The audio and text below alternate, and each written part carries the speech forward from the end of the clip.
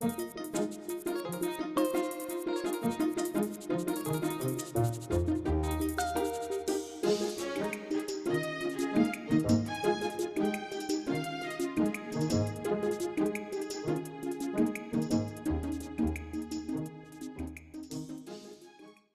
is 7:02 p.m. on January 8th, 2025. I will call the Board of Health meeting to order, and since it's a virtual meeting, first thing we'll do is board members can announce that they are present. So Daryl Beardsley present. Steve Constantine present.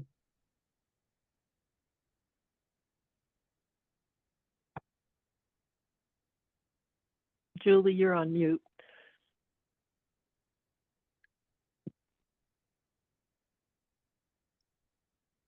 All right, we'll circle back to Julie in a moment. Diana Hook present. Okay. So Julie, I can see you're present, but all right, we will check. And Diana, maybe you can help. Oh, I think she momentarily unmuted. All right, we'll keep an eye out for that. All right, so the first thing we have is any items not anticipated by the chair 48 hours in advance of the meeting. And there are some new well applications that came in for 21 and 23 Millstone Drive. And Art Specialties has submitted a food establishment permit application for 2025. Does anyone have anything else that they've become aware of? Okay. Do we have a motion to add these 3 items to the agenda?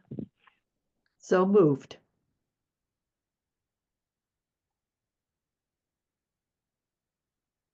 And do we have a second? Seconded. Okay. And Julie, are you back connected? Maybe not. Oh. Just testing. Does anyone else hear the audio? Yeah, Yes. we can hear. Yeah. I see mouse moving and I can hear nothing. Okay. It's on my end then. Thank you. Oh, okay. That's going to make it a little tough. Well, You can call in. we do. Yeah. Calling in with, oh, but she can't hear us. If someone wants to type that in the chat to her as an option, that would be great. Yeah. I do have calls into Tom. Hopefully he'll call back one way or the other, but if not, I do have some general ideas of where the food permits are. Thank you. Yeah, I think they're pretty much ready to go, but I just wasn't sure if there was anything lingering or special about them. All right. So while seeing if Julie can reconnect, she is disconnected now. So we've moved, seconded. Any further comments? No, I'm guessing. So we'll vote on. Daryl, if I can interject just one item. Yeah. The ZBA petitions, did you mention those at all? No. Yeah, they're meeting before our next meeting, and I didn't know if you wanted to review any of that, but Okay. We're meeting January 22nd, and ZBA has a meeting, I think, next week. So I just wanted to let you know that if you wanted to. Okay. Do you know the agenda items that we would be able to discuss them? Yeah, I can go over them. Okay, not right now, but okay. Sure. So now Yeah, we have a 4th item, and it looks like we have. Julie, are you back and hearing us? I am back and hearing you. I'm not sure what happened, but my whole computer went silent, so I'm good. Thank you. Sorry. Okay. I don't know what you called the meeting. Nope, okay, so you can announce your presence, and Rebecca, I see that you're on. If you can also announce that you're here. Julie Drake is present. Rebecca Honeywell present. Can you hear me? Okay. Yes. Hello. Excellent. Thank you. Sorry. Good, Tom. All right, so we've had, all right, we'll just kind of go back. There are some 4 items not reasonably anticipated 48 hours in advance. Well applications for both 21 and 23 Millstone Drive. Art Specialties has submitted a permit application for the 2025 food establishment permit. And there's a ZBA hearing before our next meeting on January 22nd, and Mark can share with us the agenda items to see whether we have any comments to offer to ZBA. Would anyone like to make a motion to add those 4 items to our agenda this evening? I move to add the 4 items to today's agenda. Seconded. Okay, any other discussion? Hearing none? Steve Constantine, aye. Julie Dreyfus, aye. Diana Hook, aye. Rebecca Honeywell, aye. Okay, great. Let me just capture the ZBA.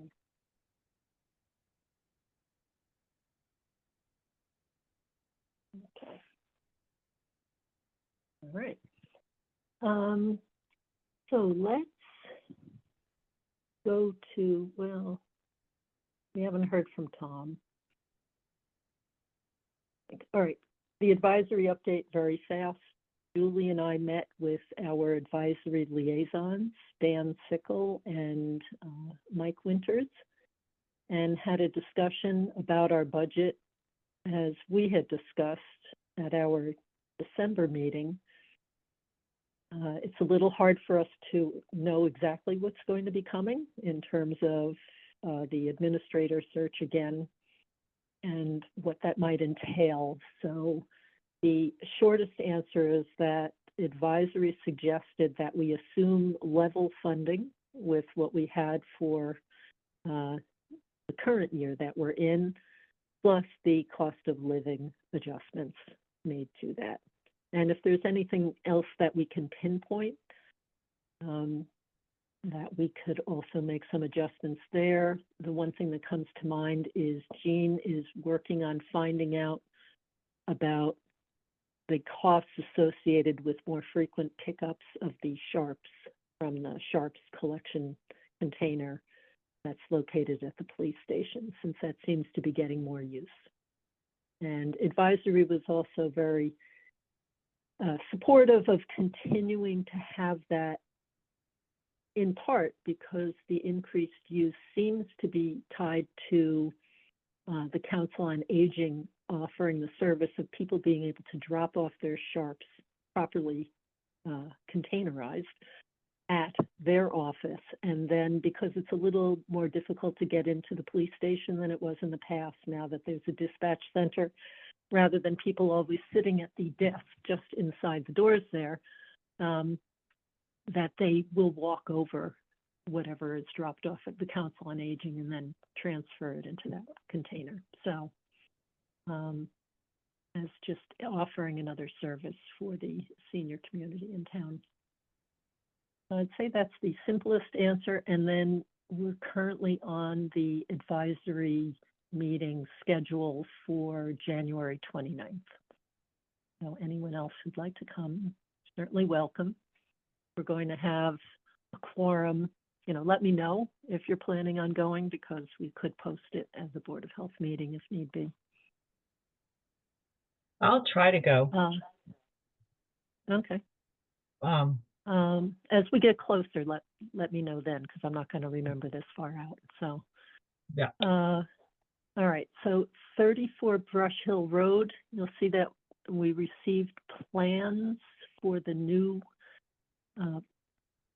project design on December 24th. They're dated December 23rd, but they came into the by email only on the 24th, and then the week after, hard copies were received. We have not yet received the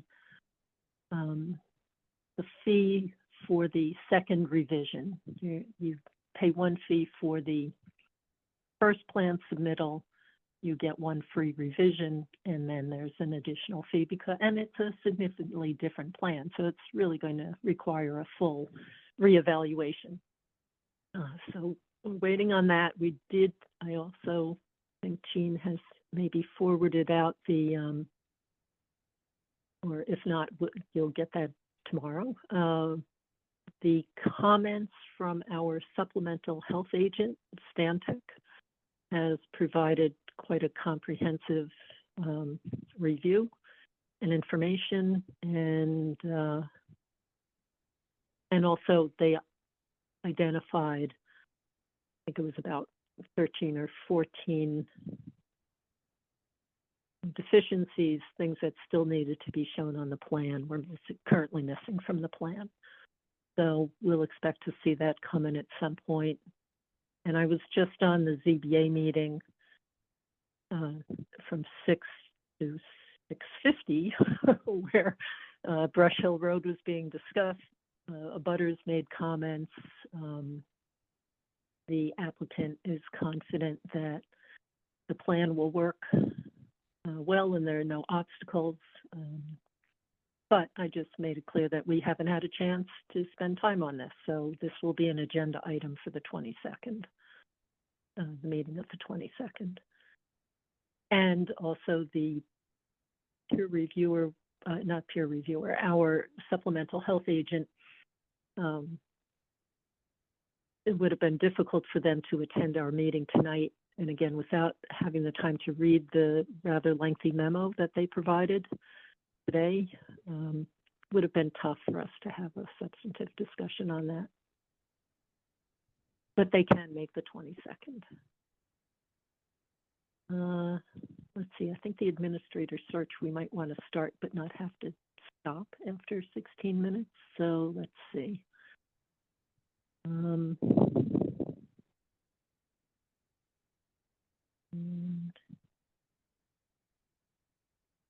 Darrell, just so you know. Mark, is there anyone? I think I Yeah, saw somebody who's here. yes, I for was- maybe Farm Road.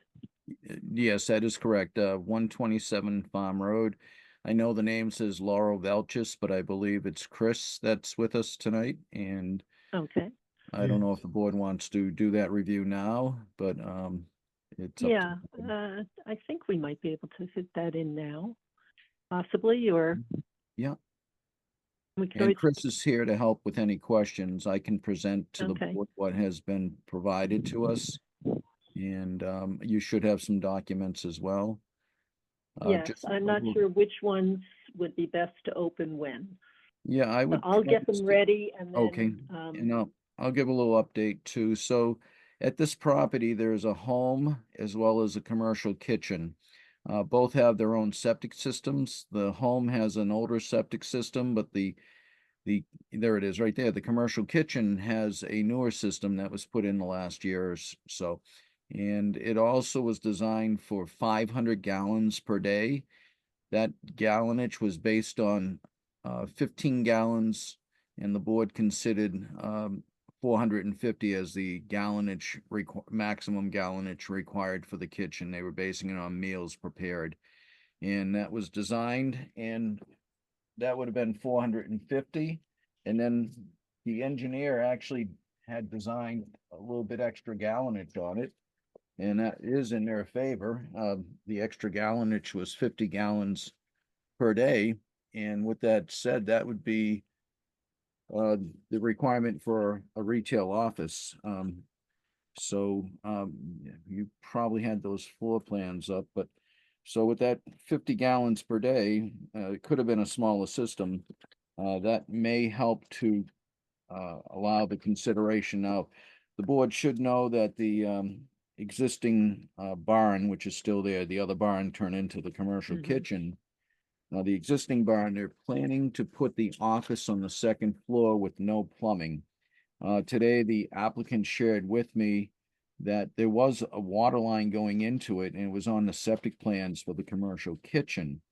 But they have since disconnected that on the inside portion of the building. And there's no plan to put water or a bathroom or any plumbing within the facility. That's the house plans there. And you'll see, in case they need to consider the septic system from the house, but I believe then we're running into, the age of the system and so forth. I believe the advantage here is that there was 50 additional gallons per day designed for the commercial kitchen. With that said, that would suffice for the office, even though they're not using water, but someday I think they wish to maybe consider that the additional barn that they want to put the office on the second floor. Those are the existing house plans you're looking at. Yeah.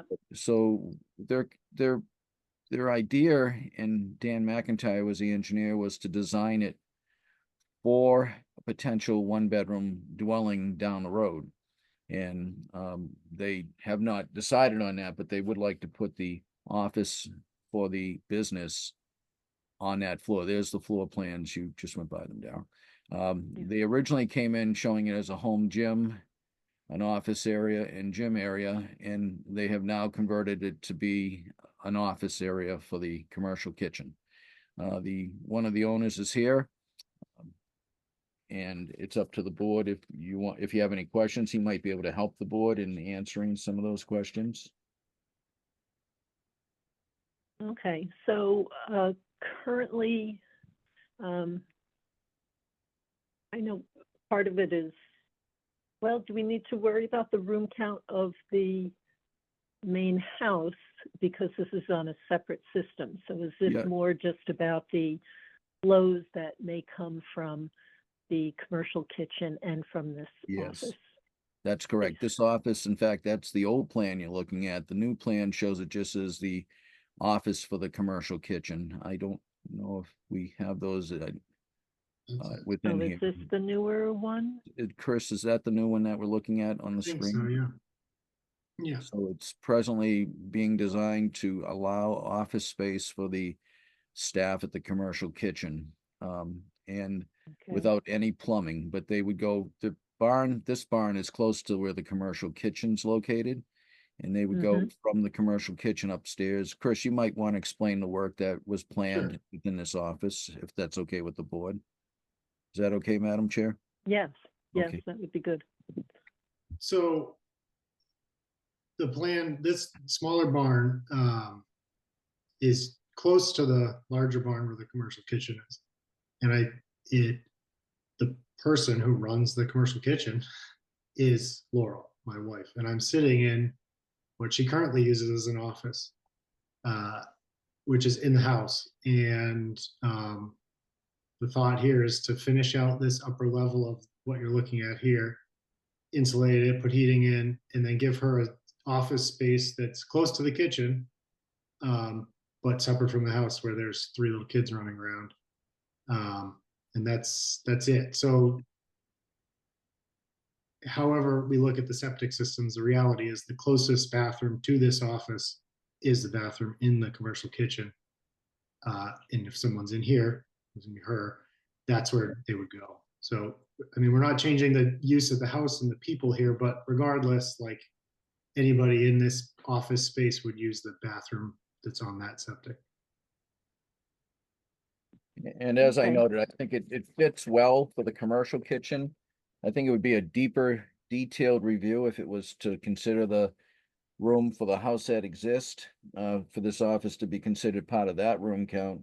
And as I noted, Dan McIntyre had shown a septic system, proposed septic system for this barn, which was to be converted to a one-bedroom apartment down the road. So they actually may be submitting a future septic plan That's right. that would show a one-bedroom apartment here. So it may be converted someday, but they would need to put in, and that's a good plan there, Darryl, because if you slide down a little more, you might see the other barn. There it is right there. And there's the Oh, water okay. line I was talking about too. So, which they disconnected the water line, and they Okay. sent a picture today. It's still in the building, but it's got a shut off on it. But the septic plan does show a proposed septic system for this existing barn where the office is being planned, but that's not the wish of the applicant at this time. They just are trying, that's the new septic system for the commercial kitchen. Where your cursor is, if you go down a little bit, the other septic system is right about there in between the two, but it's not in. They have not put it in. Okay. It was to Okay. allow for a one-bedroom addition into that Mm-hmm. barn. But at this present time, the wish of the applicant is just to make it an office for the commercial kitchen. Okay. So does anyone else on the board have any questions about this? I just have a question. So there are two septics on the property right now or just one? That is correct, Stephen. There's two septic systems. The older system that's connected to the house is further down to the top of the page. And Further that's the down? You as-built we're mean- looking at here, but no, on the other side, Darryl, on the other side of the house. Oh, it's somewhere up here? Yeah, I can pull the plan. Yes, it's up in that area, and Okay. it's basically two pits. One comes on, they both come, the septic tank's in the front of the house, and there's a pit that goes towards the drive where you have that curvature in the driveway coming down to the house. Mhm. Yeah, right a Yeah. little higher up where your cursor is. There's one pit there, and the other pit is directly in front of the house with a septic tank. So I think, sorry to interrupt, but Mark, I think if you get to the document that was Dan McIntyre's original plans, I think that shows all the existing system as well. yes, it does, I believe, but this is the as-built, so maybe we can get to the original plan exactly, and it'd be helpful to. I it don't also- have the original plan in the, Okay. wait a minute. Hold on. Maybe I just missed It- opening that. That's okay. It also shows the proposed septic system for this barn where they want to put the office in at this point. So someday the property may have three septic systems on it, the one for the house with the two pits and the septic tank, the one for the commercial kitchen, and the one for it may be only a half a plan there, Darryl. I don't know if you have the full plan, and the proposed No, I septic system don't. for the barn. But I Um, mean, I wish, I don't know how this is gonna work, but I don't know. Can you see this plan? And if you can't, I understand it won't work. I don't know if it will. No, I no, it's can't all focus blurry. Yeah, sorry about that. But it is presently, there is a septic system for the house, two pits, septic tank, Mhm. more towards the front of the Okay. house. The present septic system for the commercial kitchen, which has an additional 50 gallons, which would be perfect for office space if they ever connected, Okay. as well as a proposed septic system, which the area was tested with Dan and I the same day as we tested for the commercial kitchen for soil testing. And there's a proposed septic system for someday to be a one-bedroom dwelling at that barn where they want to put the office at this present time. Okay. So when you say pits, just out of curiosity, are you talking about like similar to a cesspool that they don't have They're a not Title cesspools. V kind of a system now, or? Yeah, it's a Title V system prior to 1995. What happened was Oh, prior to okay. 95, and there's a lot of sand on this property, good soils. So they have good soils, and back prior to 1995, when they changed Title V, they could use pits up to 6 feet. So there was an advantage to put pits in versus leaching trenches. But since 1995, the state had noted in the new Title V, the revised Title V, that the only effective amount of depth is 2 feet. They don't allow 6 feet to be an effective depth anymore. Not to say it's not a conventional system, but Mhm. it wouldn't suffice or could not be designed the way it was designed back when it was allowed prior to 1995. Okay. But it passed Title V in the last Yes. 3 years. Yep. No, it's just a type of system the state, you don't see engineers using them anymore because all they can use now is Mhm. 2 feet of effective depth versus usually they were designed for 4 to 6 feet of effective depth for design flow. Okay. All right. So are you, any other questions from the board or anyone else who's in attendance? Okay. I'd So recommend Mark, are you recommending approval? Approval with the note that it's not to have any plumbing unless they come back Mhm. to the Board of Health, Okay. and be used as an office space for the commercial kitchen. That would be my recommendation to the board. Okay. All right, so we have a motion to approve the plan for the office in the second barn, conditional to no plumbing being installed there without further review by the board, that it be office space. I guess it could be other kinds of space, craft room space, but not a bedroom, I think would be the key thing, right? Correct. Okay, so that it not be used as a bedroom. So So moved. But the, Someone like this? Okay, the great. intent is office, I'm sorry. A Yeah, sec. the intent is office, but not being a bedroom would be the tricky part. Okay, I'll second Diana's motion. okay. Any other discussion? Hearing none? Keith Constantine, aye. Julie Dreyfus, aye. Diana Hook, aye. Rebecca Honeywell, I. Darrell Beardsley, aye. All right, thank you. And maybe we'll see you again for your next, Yeah. Maybe someday. And Chris, I'll be working on that building permit. If I'm not, I don't know if I'm gonna be in tomorrow, but I will be in on Friday morning. I'll No work on problem. it then. Okay, Thank thank you. you. Yeah. I'm sure we'll talk again someday if we decide Okay. to move forward with bigger projects. Sounds good. Thank you. Bye. okay. The agenda. We have maybe a minute and a half. Why don't we do a food establishment permit? And Daryl, I did speak to Tom. He's in the middle, Okay. he's moving, and he Yeah. also doesn't have the best internet connection, but I went over it with him for a few minutes, just as the meeting was going on. He is recommending approval of Fireside Tavern with the sodium posting.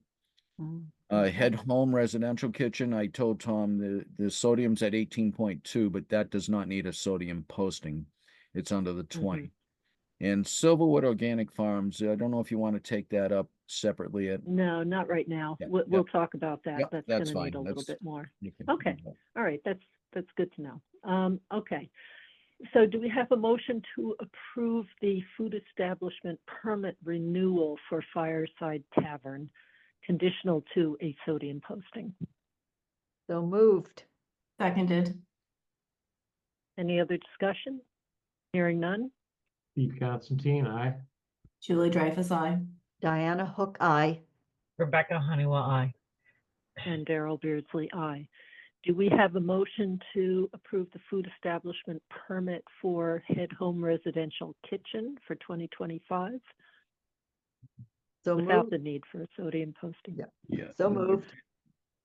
And if I Second. can add to that motion, not as part of the motion, but, well, I guess as part of the motion, their pH has been low over the past couple of years.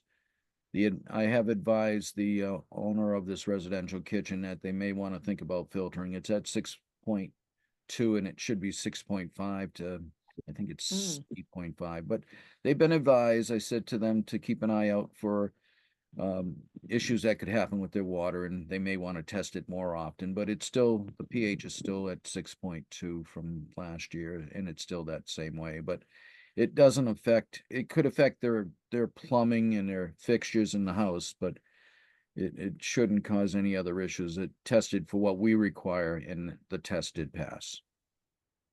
Okay. The water test. All passed. right, maybe let's have that as a separate thing from the vote for the permit. Okay. And I'll get to that in just a second, and Dan will be right with you. Okay, so we had a motion moved. Was it seconded? Yes. Okay. Any further discussion? Hearing none? Keith Constantine, aye. Julie Dreyfus, aye. Diana Hook, aye. Rebecca Honeywell, I. Darrell Beardsley, aye. So Mark, it sounds like you've already communicated to them the importance, of them keeping an eye on that just for the integrity of their plumbing and cost savings thereof. I did last year, but I will re-communicate that, yeah. re-emphasize that this year. Okay, so I think a reminder to them Sure, yeah. will be good. Yep.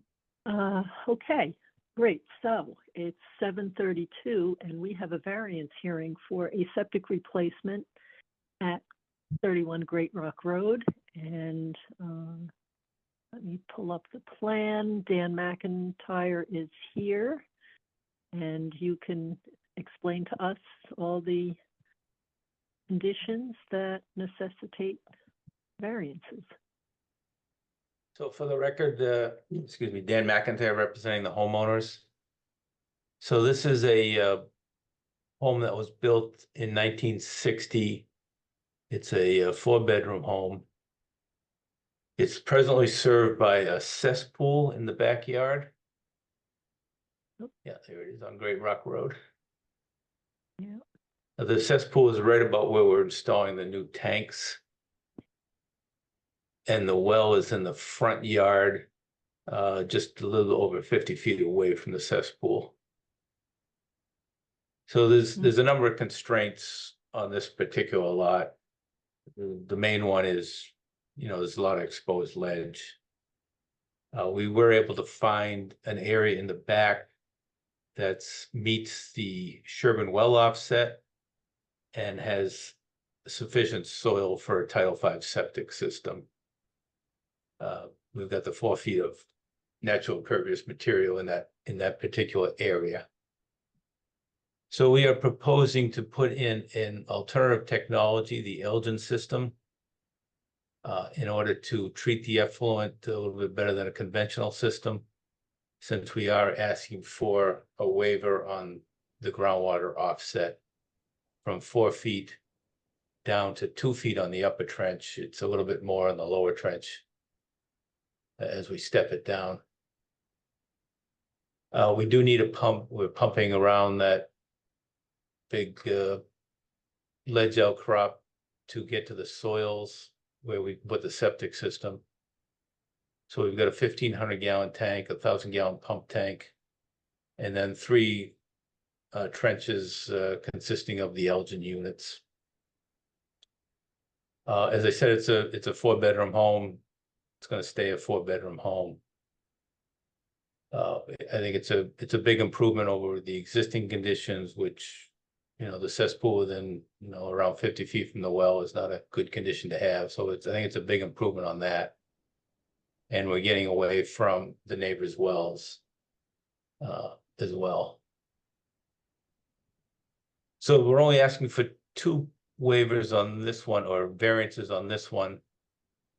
The groundwater offset for the Elgin is included in the Title V of the DEP approval of the Elgin, so we don't need any local upgrade waivers.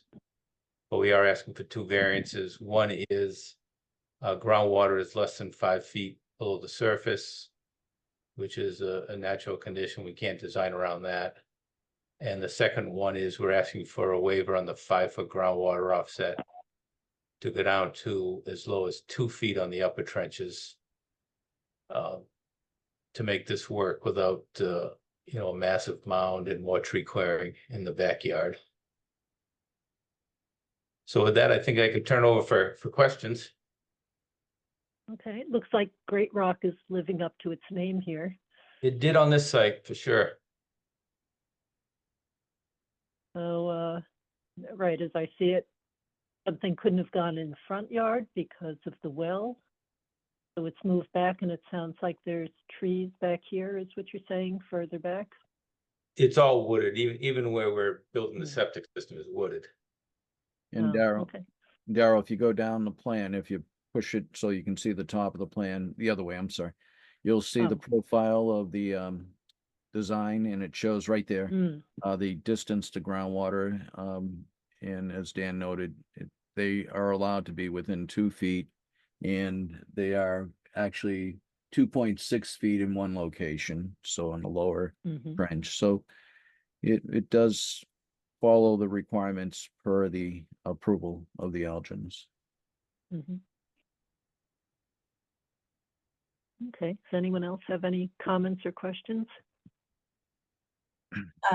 This is clearly a market improvement over the existing conditions.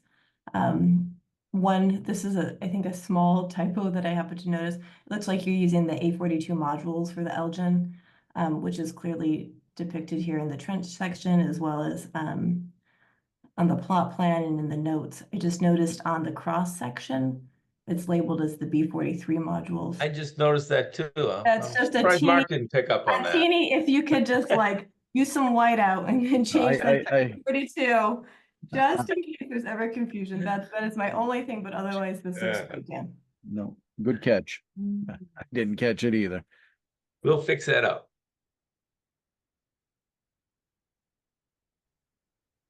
Okay, anybody else? And are there any abutters who have any questions or comments? Or anyone else? Okay, hearing none, we'll move on to the variance requests. So, as Dan mentioned, there are two, the twins almost. Do we have a motion to grant a variance to section 8.01 regarding the groundwater offset? Hours being 5 feet and 2 feet are provided. So moved. Seconded. Any further discussion? Hearing none. Steve Constantine, aye. Julie Dreyfus, aye. Diana Hook, aye.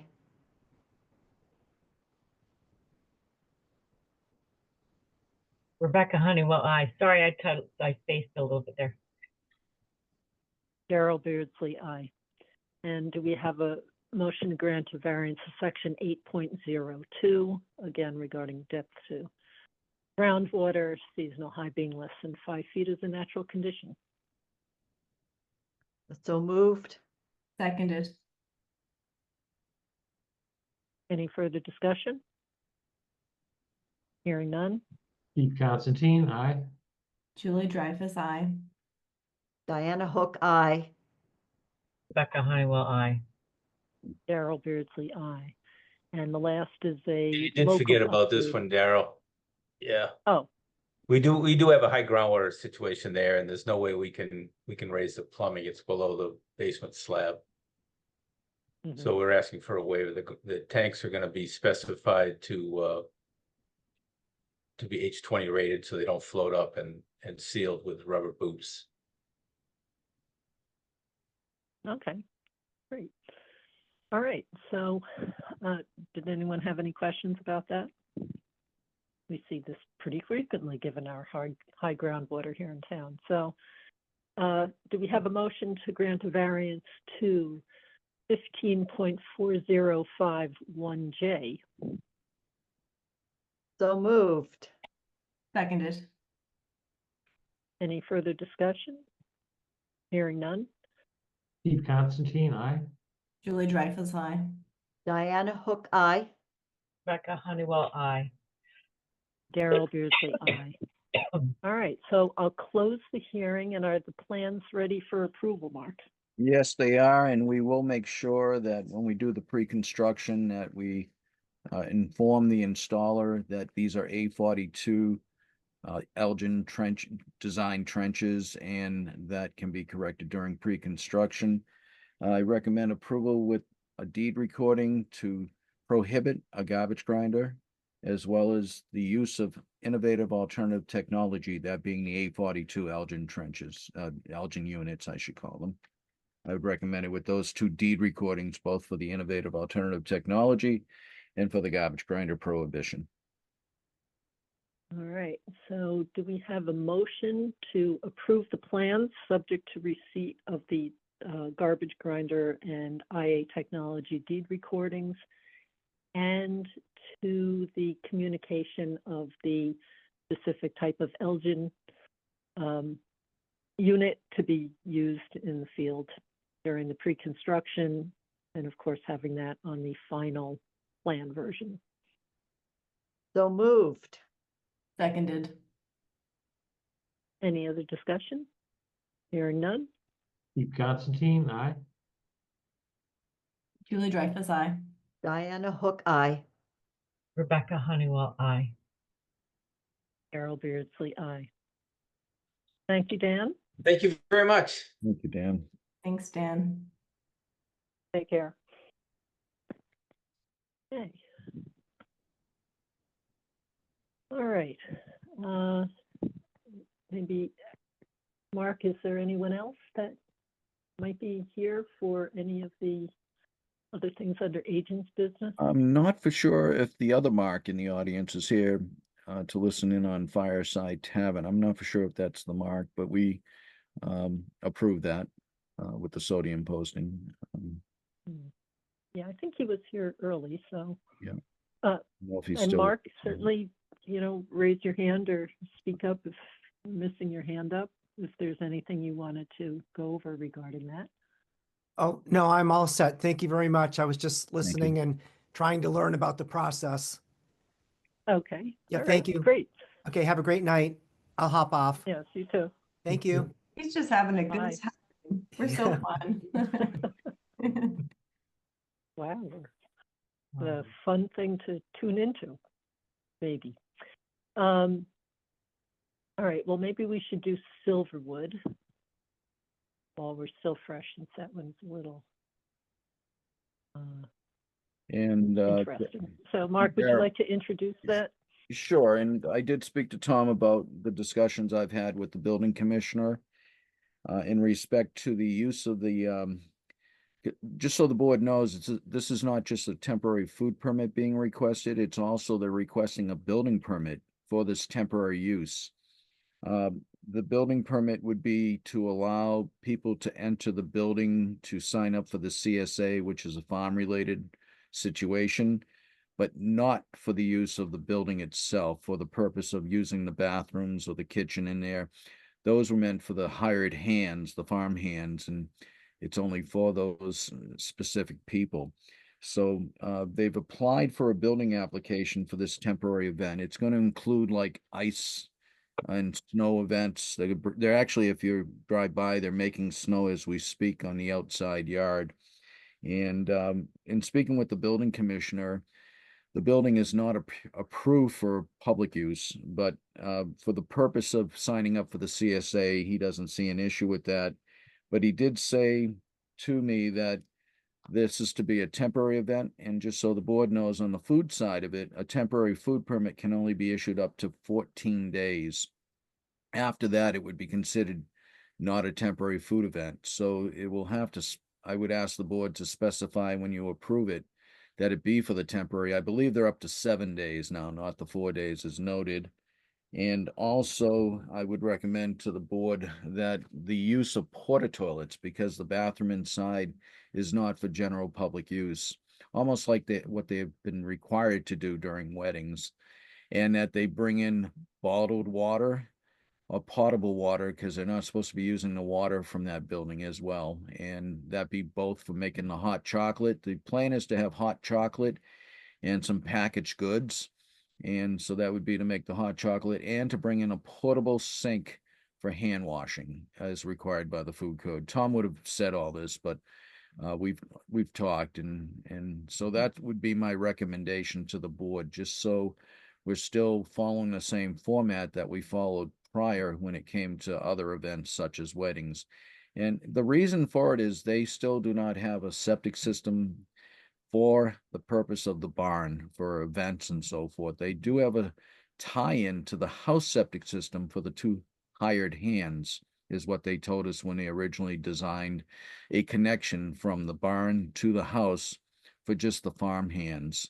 So that was allowed, but when they decide to go forward and use the barn for public events, they will need to go through and meet all the building codes, as well as the septic and well codes. They're very close on the well. They still need a well apron, but they need a septic system as well. And that's the reasoning for these conditions.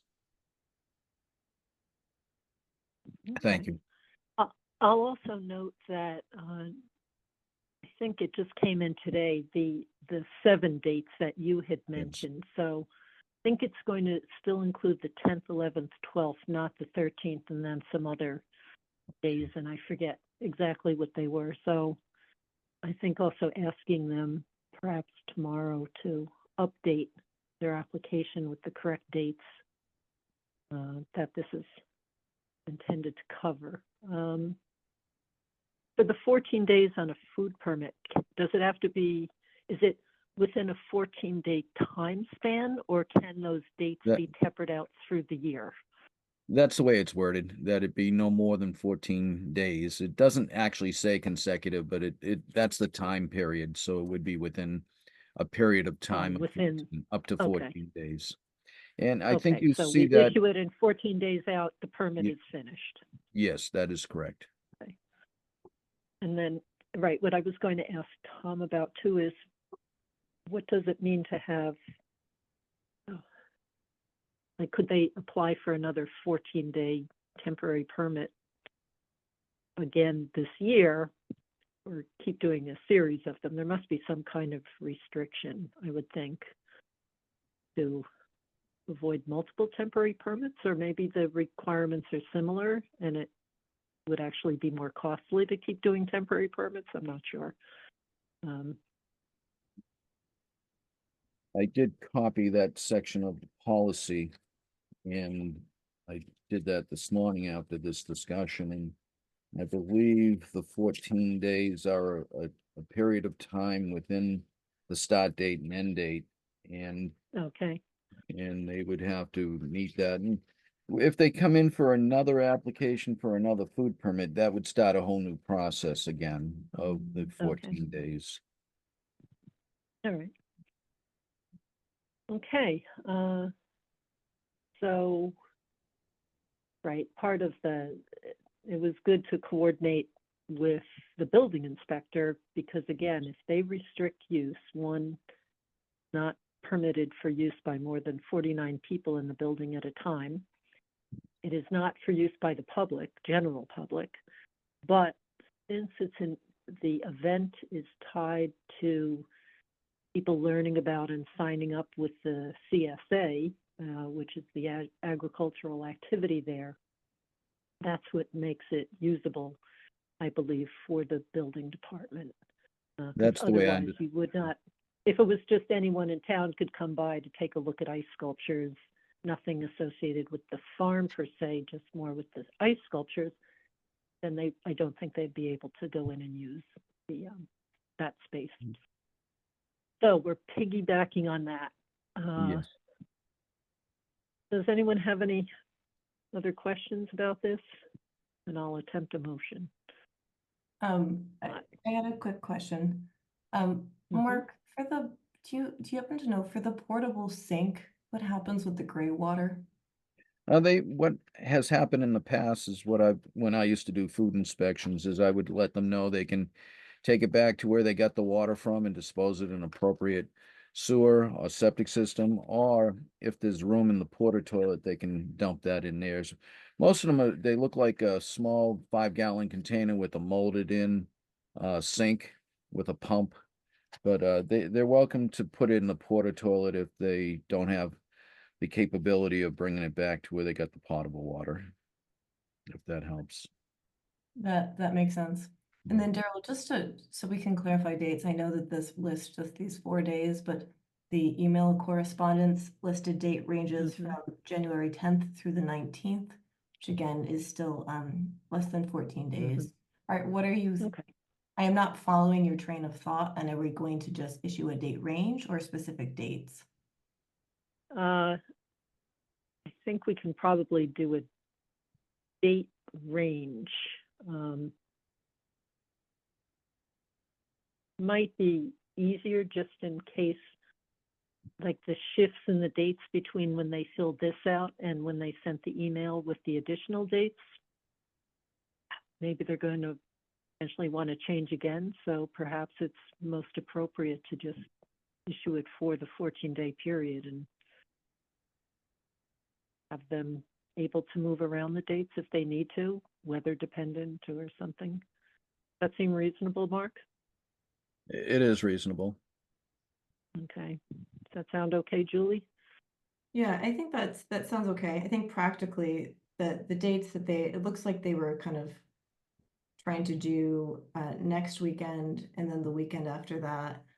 as well as maybe Yep. like a Thursday and a Friday. If we were to do 14 days from the 10th, I guess that would give them a Thursday and Friday too if they needed to reschedule. I guess they're also counting on the fact it's going to stay cold for those ice sculptures. Yeah, So sure, I'm fine with the I'm which I hope is not true, but I suspect it will be. So I think that's reasonable to do a 14 days starting from January 10th. right. I'm hoping the only reason that this came in so late is that they weren't anticipating the, January 6th, so we haven't had a lot of warning, but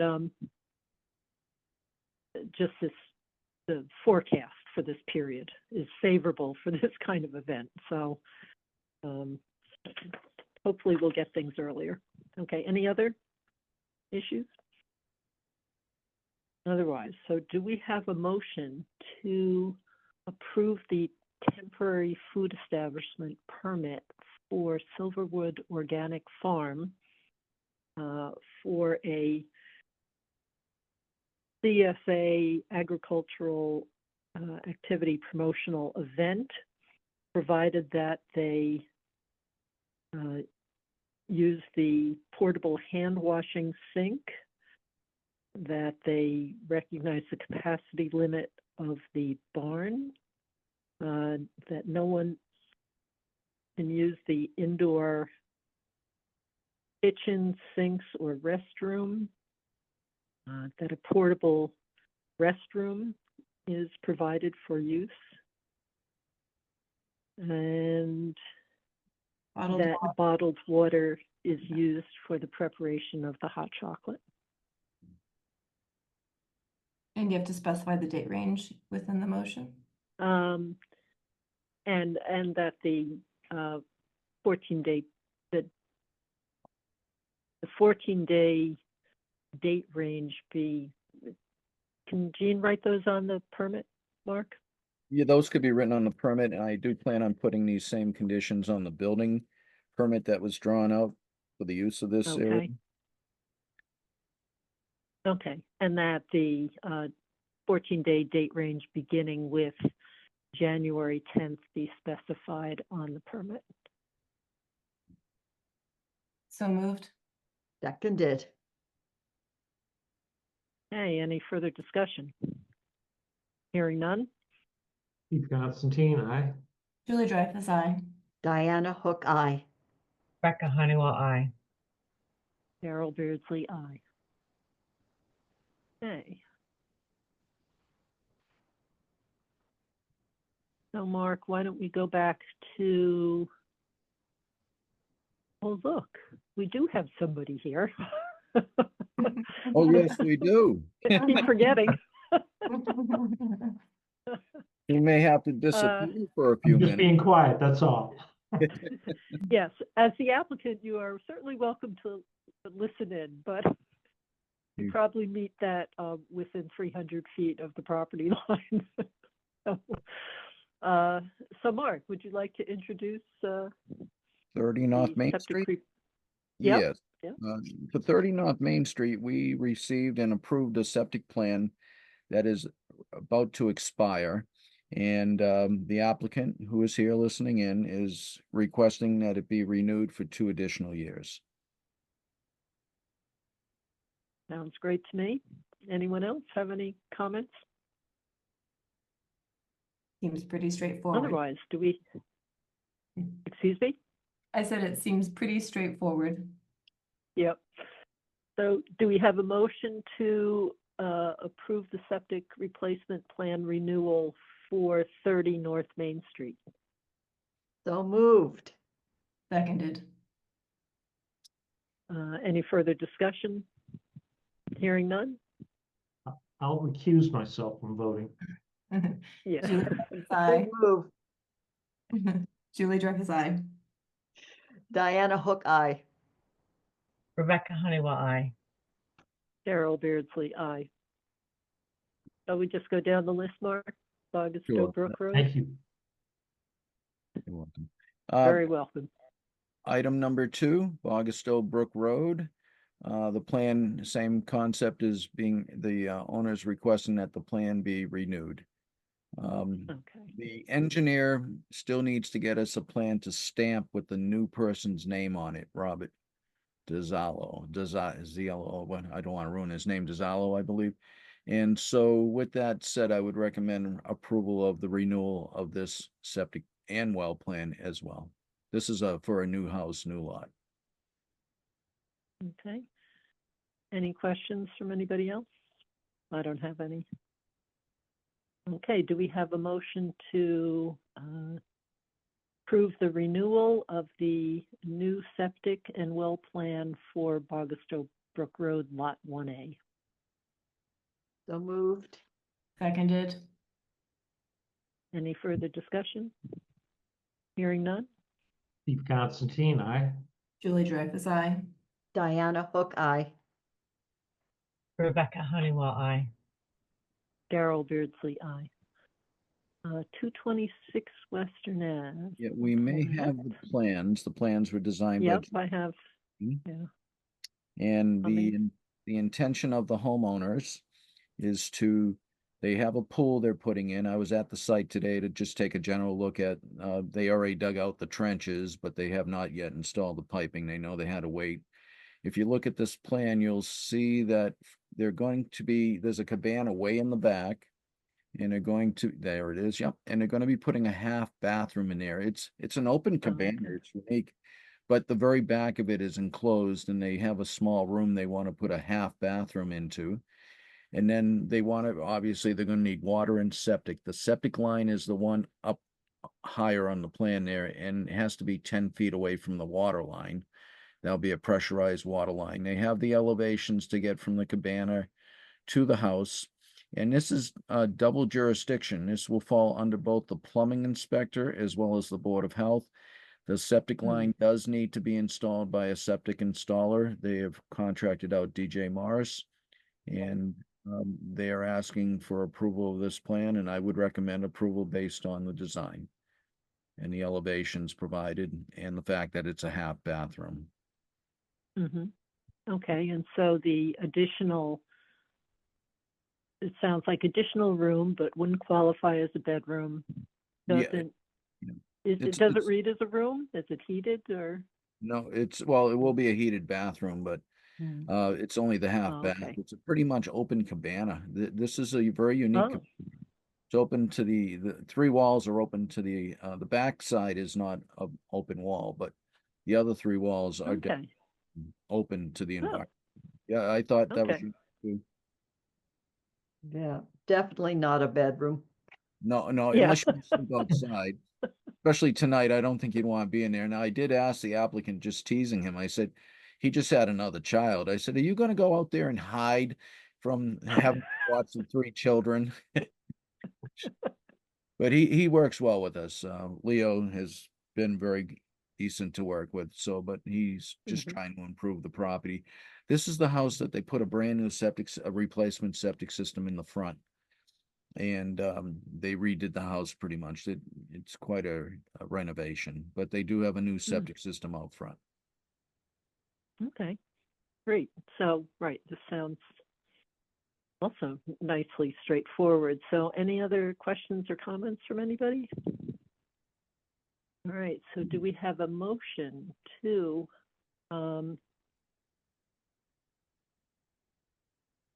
so basically we're approving the Water building of the cabana and then the connections. well, the cabana's up. You're approving Oh, the the half, cabana's up. Okay. so approving the half bathroom that they wish to put into like a little closet area. And but the approval of this plan would be for both the water line and the sewer Okay, and line that are going okay. from the cabana to the house, and to be assured it is 10 feet separation. That's the requirement in Title V. All right. So do we have a motion to approve the new water and sewer connections to connect the cabana to the house for 226 Western Ave? So moved. Seconded. Any further discussion? Hearing none? Steve Constantine, aye. Julie Dreyfus, aye. Diana Hook, aye. Rebecca Honeywell, aye. Carol Beardsley, aye. And 105 Nason Hill Road is coming up. Yeah, 105 Nason Hill is actually an interesting scenario. The gentleman that bought the lot, it's right next to 109 Nason Hill. It's known as also Lot 2R Nason Hill. He wants to reduce the size of the house. He wants to have a 3-bedroom versus a 5-bedroom. And I've looked over the building plans. It's a very nice situation, first floor living. And that's what he wants. And he's asked to have the 5-bedroom septic reduced to the 3 bedrooms. And he got a reduction in the septic system size as well as the tank size. It went from 2,000 gallons to 1,500. And this plan's in good order. I reviewed it and recommend approval of the plan, the septic plan as designed. Yeah, that's quite interesting. Can I ask Okay. can I ask a question? Sure. Absolutely. Did this fail septic? Did this septic system fail Title V? No, this is a vacant lot. This lot doesn't have anything on it at this time. Okay. No, but you said that there. Oh, because it was. It was a separate lot, but it was part of 109 Nason Hill. And the people at 109 sold this separate piece of the land to this gentleman. And his effort is to reduce the septic system size that was originally designed for 5 bedrooms. It's not in yet. So it's going to be for a totally different structure that it was for. Then originally, yes. But if the septic system still works, it doesn't matter if it's too big, does it? But the lot's empty. There's nothing on the lot. It's an empty lot, and they received septic plans when they bought it for a 5-bedroom septic system with a 5-bedroom house. And the owner who bought the lot said, no, I'd like to go down to 3 bedrooms. So that's. So that he's just building a different house and he doesn't need to install such a big, I got it, okay. Correct. I thought it was an existing one, and my question actually still stands if it were to come up on another case. If a septic system doesn't fail as big and a person wants to decrease their house to a smaller house, it doesn't matter if the septic system capacity is bigger than their house. That is correct. Yeah, but so he could have, if it was an existing septic system, he could have kept using it and just made the house smaller. Correct. That is correct. Sorry, I know that's a really stupid question, but I just wanted to It's a good question. clarify. Thanks. Thank you. All right, any other comments or questions? All right, do we have a motion to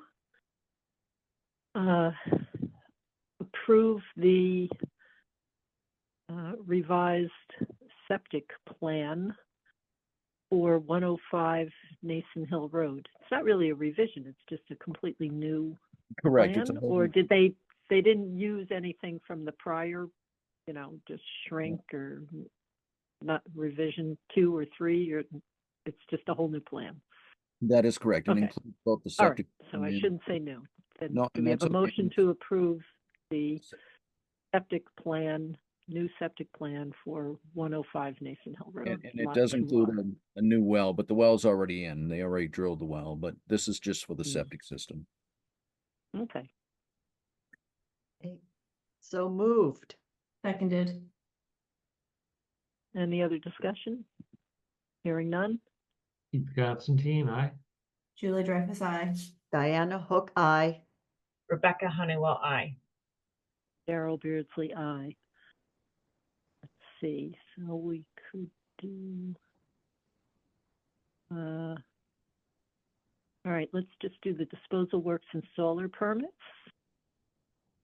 Mark, have you had a chance to review all of these? Yes, They look like they're- familiar names.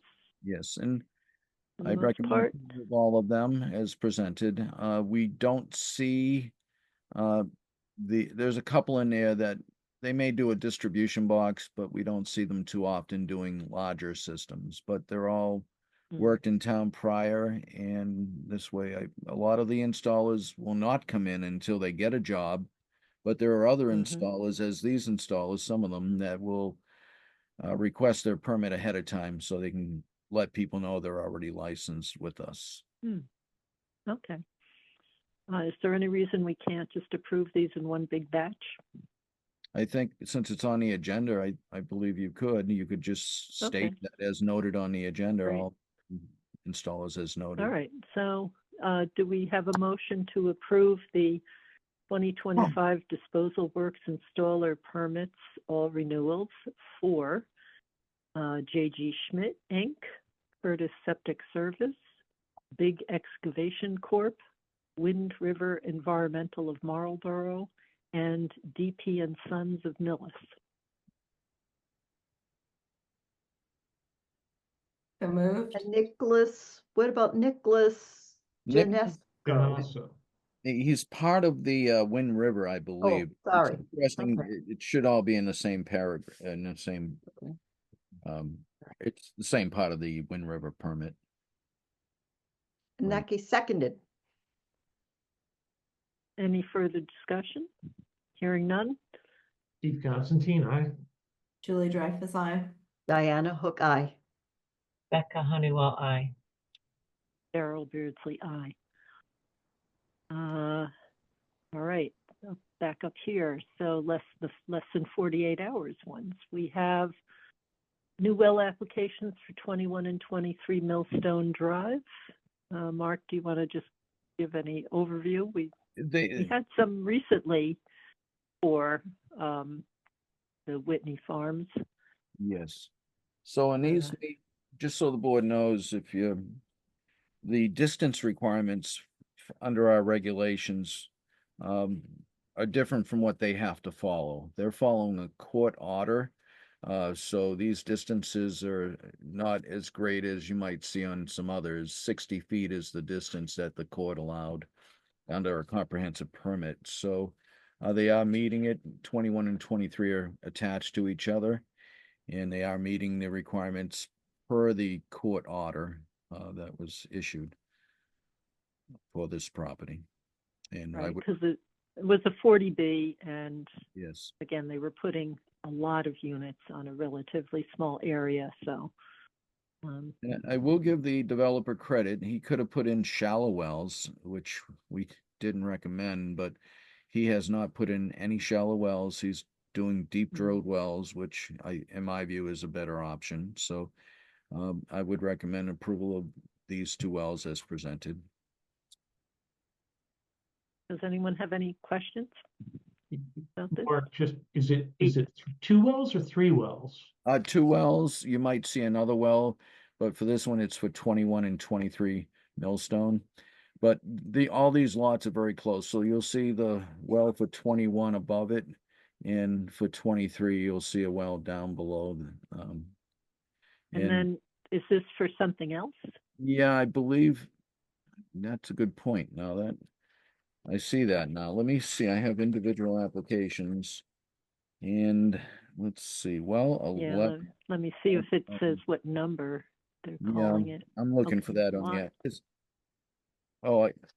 I think you'll see well 11. So the other unit, you'll see unit 10 if you go back to the plan. That unit, I'm sorry, that unit 10 is part of well 10. Oh, So oh, it's okay. confusing. They kind of put everything in one. Oh, unit, oh, got it. Now I So see. you'll All right. see. Yeah, they go by unit numbers as well as addresses. So you will find that in the plan itself. And the reason these were last minute is I just received conservation approval today, so I thought it'd be best to put it on the agenda. Okay. All right, so do we have a motion to approve the new well applications for 21 and 23 Millstone Drive? So moved. Seconded. Any further discussion? Hearing none? Steve Constantine, aye. Julie Dreyfus, aye. Diana Hook, aye. Becca Honeywell, aye. And Darrell Beardsley, aye. For Art Specialties, there's a food establishment permit application for 2025, but the fee has not been paid just yet. Have the water results been provided? Do you know, Mark? I don't believe so, because that would come in with the application. I have not, that I can remember, I haven't seen them. And this is the one that we reviewed also for making sure the water meter readings are completed as well. So You know, Yeah. when that application comes in, it will be flagged for water meter readings as well as the water results. Daryl, in the folder, it does have the water quality. It looks like it was dated Oh, okay. December 10th of 2024. Again, this is a public water supply. Yes. Thank you, Julie. Okay. That seems like a year ago. Yeah. I agree. A true year, a full year. That's good to know. So yes, and it is a public water supply. What I'm hoping to see too, though, is when they submit the application is the water meter reading, just to see how much water they're using. Hmm. So we're just waiting. So, And yeah. I don't know, do we have those water results as part of the package? If we do, I can. Yeah, and I was wondering why I had 2 downloads and Yeah. wasn't paying attention. Thought I I have just been- accidentally downloaded it twice. Sodium may Let me be, see if I It's the can find it. sodium. Yeah, I've looked through them and it looks like what's flagged here is sodium. I have to question. It's 170 milligrams a liter, yeah. Whoa. which Mhm. feels insane to me. Yeah, no, you'll find that their well is up near the street and that area, and it's downhill from the main road. And so with that said, they probably do Route 27. I'm sure they salted it through many years, and it's not too difficult for sodium to get elevated in these wells when the road's next to the well. Crikey. I don't know, Julie, if you wanted to share that, but I can't find where I put it. I think I might have deleted the other file, thinking it was extraneous. If you want me to attempt it, I can. Okay. Was that a yes? Okay, let's see. Yeah. I have my split screen. Yeah, you can see if I can find it too. I might have it here. Well, are you seeing these results? Yeah. All right, so we have the food permit. Again, for the annual permit, and this is for the retail part of the establishment. Here we see the 170 for the sodium, which obviously will be a sodium posting. But everything else that we typically look for.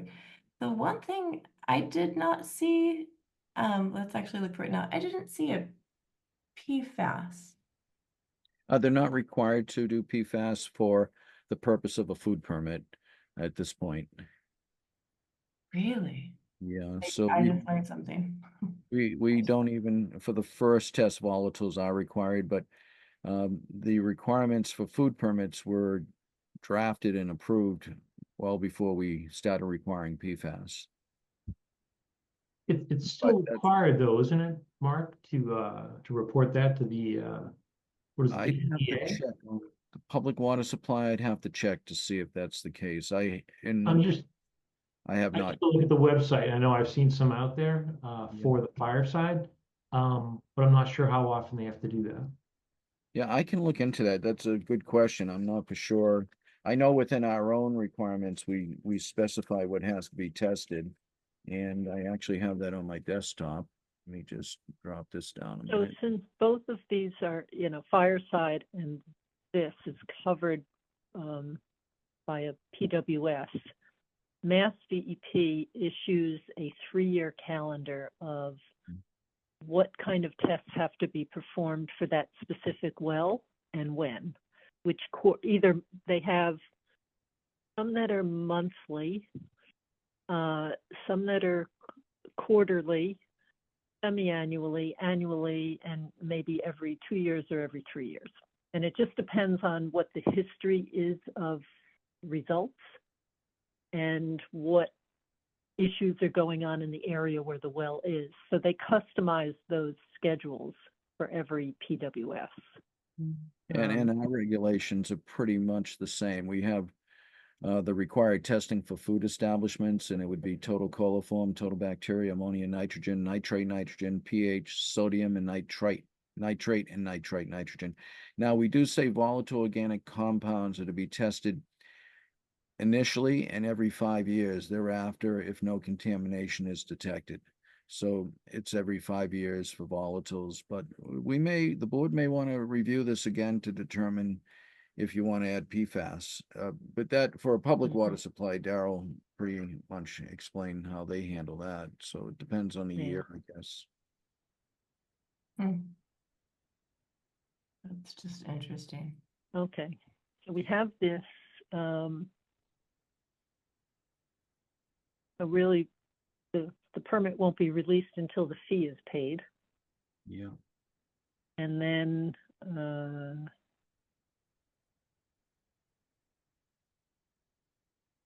I don't recall, I'd have to go back to that meeting, what,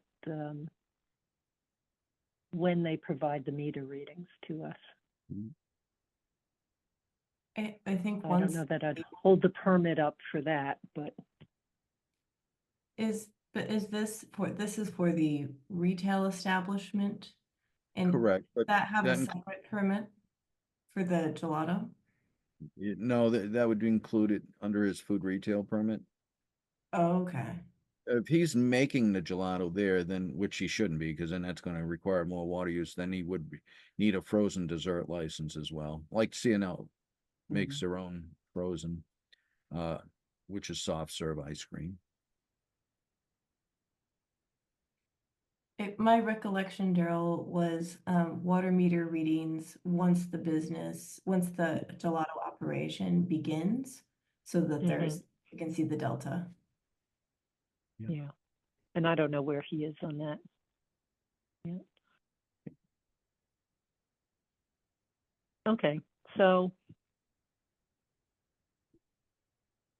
make edits to this motion as needed. So do we have a motion to approve the food establishment permit for 2025 for Art Specialties, conditional to receipt, well, yes, the receipt of the payment of the permit fee and a sodium posting? So moved. Seconded. Any further discussion? Hearing none.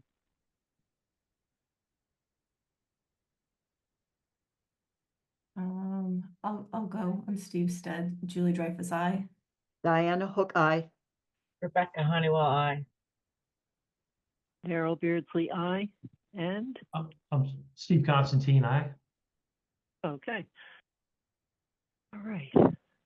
And ZBA petitions, Mark, Yes, we, I need you to help with that.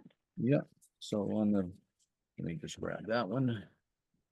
My paperwork's getting spread out a little bit, but let me grab that one second.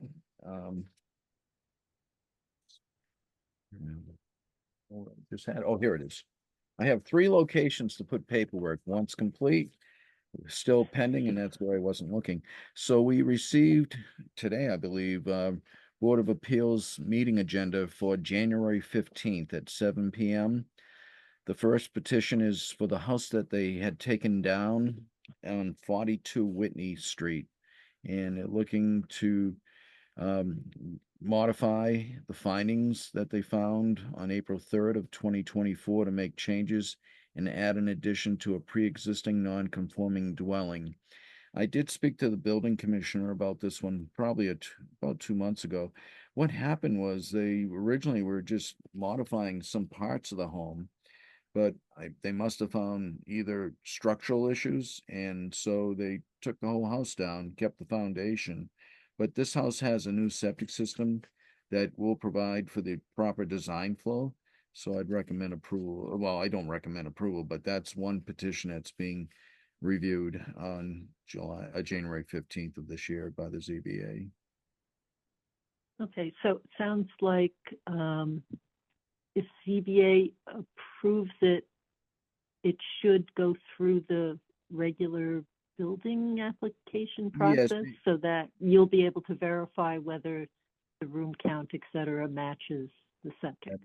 That is correct. And actually this past July, we reviewed all that with the building commissioner as well as the builders, and they are in compliance, and they did get a building permit. It just, they went a little past what they originally had requested. by taking the Mm. entire structure down. And, Oh, okay. but again, they have a new septic put in 2 years ago, so they have up to 3 years to do something of that nature. So I don't see Oh, it okay. with that. And, Okay. the second one is on 26 Maple Street. The board did see that one as well. They're looking to put another room in that house. That house has a 2-bedroom restriction.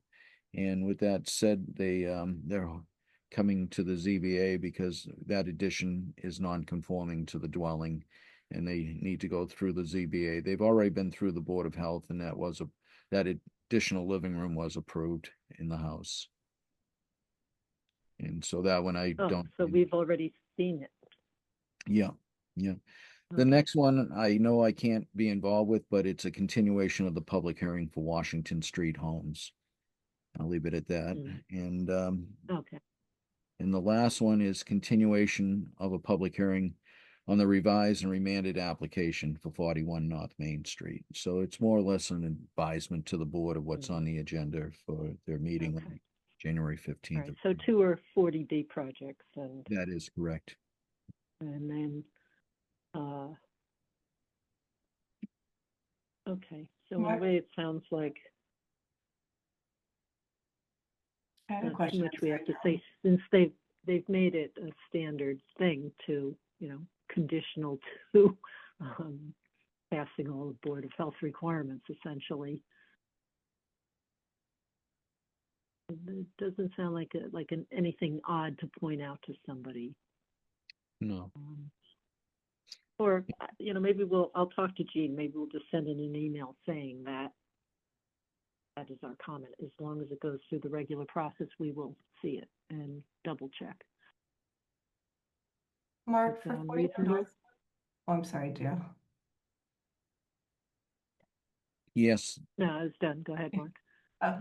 I was going to ask Mark a quick question. Mark, for 41 North Main, has witness soil testing been performed or scheduled?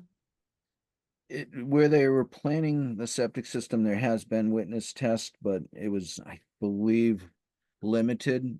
And this comprehensive permit's been kind of sketchy on where they're planning to move forward. I know we talked about the potential for the septic system to be under the passageway, and so I haven't fully reviewed it, but there has been some testing out there, but that testing was done for the insurance company back in the day. I think it was in the 90s. I don't have the actual date in front of me, but they do have some testing. I'm not for sure if they're going to apply that testing or request additional testing if they wish to move the system away from that soil testing area. Where you come up to the light, if you look straight ahead, it was in that area where the Yeah. driveway goes into 41 North Main Street. Yeah. But if you're looking at 41 North Main on the left side of the driveway, was where they did the testing. Yeah. And there was results- another spot to the right, on the right side in front of the house. Yes. That And they was like farther up. yeah, up in that hill area. And actually, Yeah. you and I were talking about that testing because they had a soil evaluator come out from UMass because the models were being contested by an engineer back in the day. And they did find the models at 4.5 feet, and it was confirmed by the UMass consultant. But that was up where they have the are they cottages or some kind of small rental units up there? Yeah. Yeah. Yeah. But my recollection was that the last iteration of that hearing is that they indicated that they were considering going out for new additional witness testing. And I was just trying to confirm with you whether or not you've been out there or not. No, I haven't for any new testing. No, I'm sorry. I thought you wanted to know about the old. No, I'm sorry. Yes, no, I've seen the results of the old testing, but I got they seemed to indicate that they were going to be scheduling more testing, and it sounds like that has not even been scheduled. No, it hasn't been applied for yet either. So, but once it is, we can schedule that testing. I'll let the board know. Right. For anyone who hasn't been able to attend one of the meetings,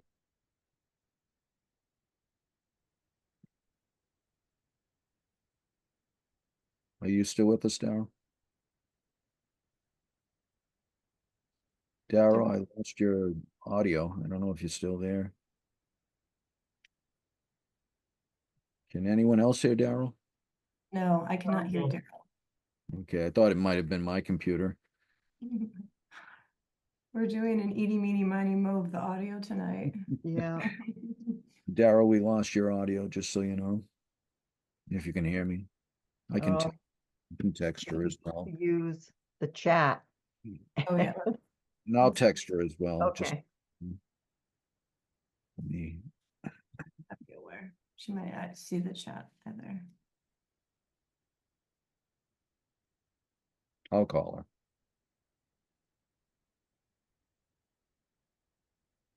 I think the wind's causing trouble too. Mhm. Because I can't even get through to her. Let me text her. Oh, she may have a.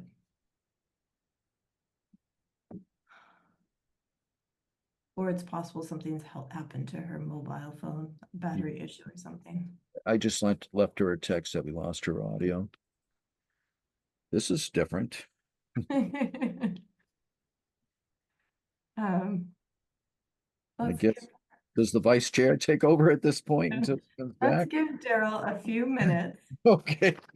and if we need to, we can have a 5-minute recess if anyone wants a self-care break, and then we can see if we So- can reach Daryl. The question, the ZBA meeting was the 13th, I think the 15. 15th. Okay. I'm sorry, yes. Daryl indicated she'll be right back. I think she needs to go. January 15th at 7 Okay. PM and there is the Zoom link on the agenda. I'm sure it's posted as well. Mm,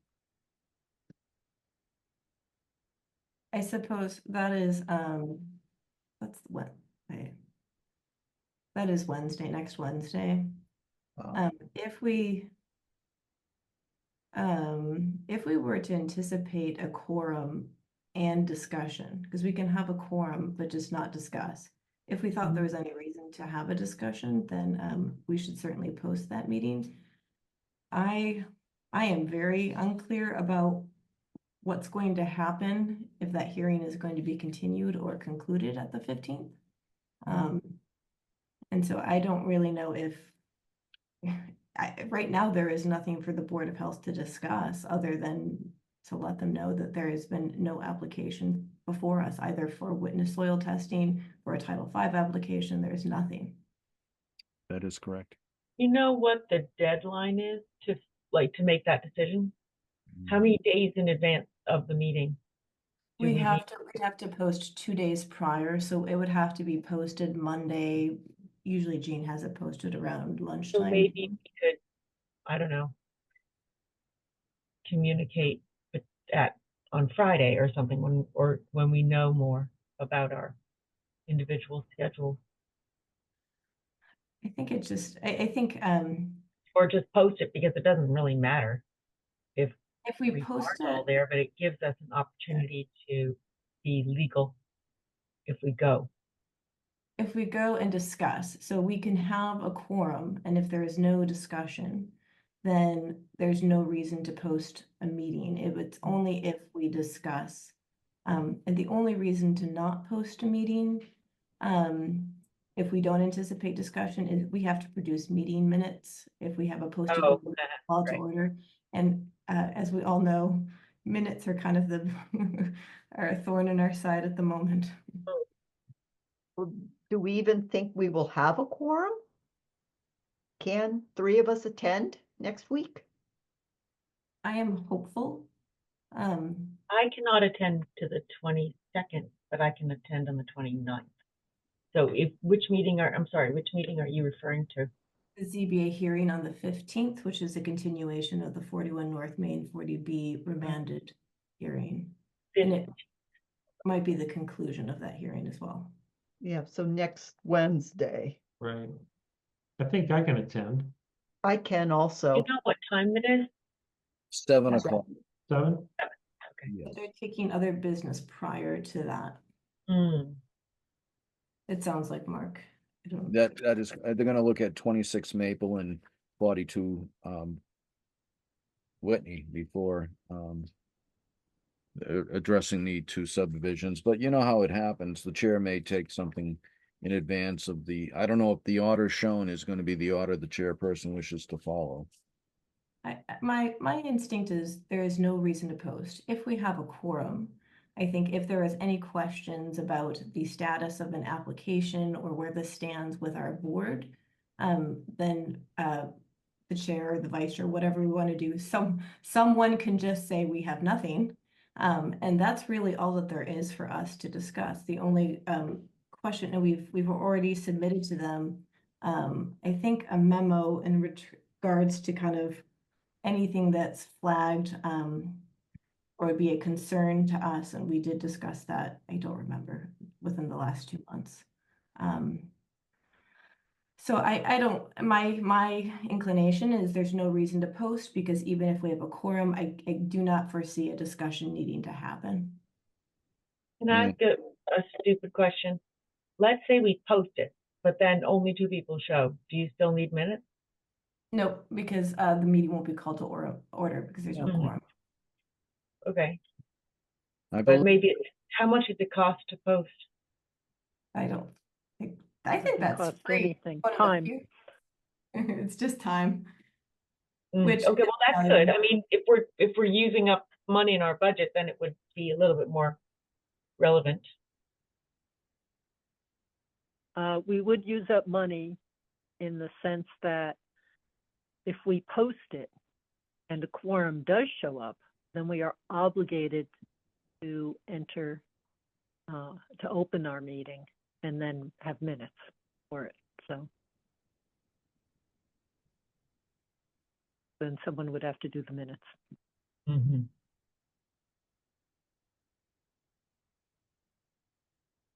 Relatively low cost, but not no cost. So my inclination is not to post this meeting. I do not foresee a discussion that would require a discussion amongst the board, a quorum. And if we don't post it, we can still talk, or as an Yes. individual. Yes. And I think it's probably important that we make that distinction. Oh, yeah. Yes, which I did at the meeting. Because prior to this was ZBA. I said I was speaking as an individual and something. So because as a board, we had not had a chance to discuss the Yeah. newest Brush Hill Road plan. Yeah. Is All that right. everything? Oh, sorry, I had to reshare that, unless you wanted to, Steve. What I was saying that nobody heard was, did you want to share the document, or I can share it? Either way.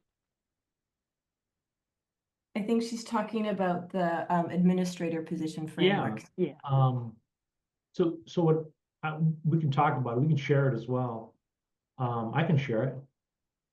Okay. Let me fire it up. Yep. Yes. So, couple changes we made. At the last meeting we had, Julie suggested that we add organizational skills. So that's been added to the document. We added the section, and then over the break, Diana crafted these 3 interview questions that were Well, added to. I was thinking we could pick from those, but Oh, okay. options. Options But yeah. there. Okay, but at least we have them on the document. So we can take a look at those and see if we want to try to pare those back or just go with them. And then the other thing that happened was Daryl emailed, spoke with Jeremy and gave us some counsel. Daryl, you want to talk about what Jeremy brought up? I'm trying to remember. I'm sorry, I've had like a million meetings. Oh, sorry. Including almost all day today on So Board of Health stuff. So I think from what I recall, it was basically that it makes sense. So we're not breaking any kind of meeting rules, that you and I can vet each of the candidates, and then once we've vetted and we've gone to a final round, at that point other members of the board can do interviews. And we'll make a final decision as a group. I think that was it. So then everyone would get to interview them. You'd just be doing it separately. Stephen and I could do it together, and Right. then everyone else can do it individually. Or we could do it, you could have like Daryl or I could be with someone else from the board that wanted to do the interviewing as well. Now, would you be interviewing the candidate in person or virtually? I would think in most cases it's gonna be virtually. So we just use Zoom. I think that's the easiest way to do it. That's the way most interviews are done these days. I'm not sure how it was done prior to, like when we were looking for a candidate before. Was that all done with Zoom or?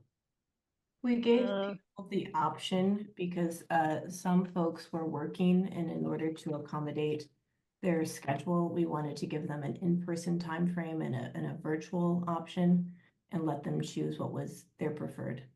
Okay. All right, that makes sense. Yeah, so I think that's where we are with this. Daryl, anything else that you want to add? No, not too much. Let's see. What else? I can't think of anything else offhand. Okay, and I don't think, at least from what I saw, I don't think anyone else sent any other questions in. But if you do have questions, send them in. We'll add them to the listings that we have. I think this looks great. I really appreciate you guys doing this. I think that this framework is fantastic. I'm not particularly invested in the exact wording of a question. I am much more interested in making sure we have competencies that we are able to evaluate in the course of the interview. And if I'm following Diana's lead, which is, for the love of God, don't ask all three of the same thing, which I think is what she was trying to say. Yes, And I yes. would say I like question 2 better than question 1 and 3 under the organizational skills is my personal prerogative. Okay. Okay. All right. Yeah, and the other thing is, you will likely have more questions, depending on what someone says. And we what's might on the wanna resume. dive- Good point, Daryl. Yeah. Yeah, dive deeper and follow a thread and get a sense of how they think. Just having just participated in the public health nurse interviews, both for the shared services and for the half Dover, half shared services position.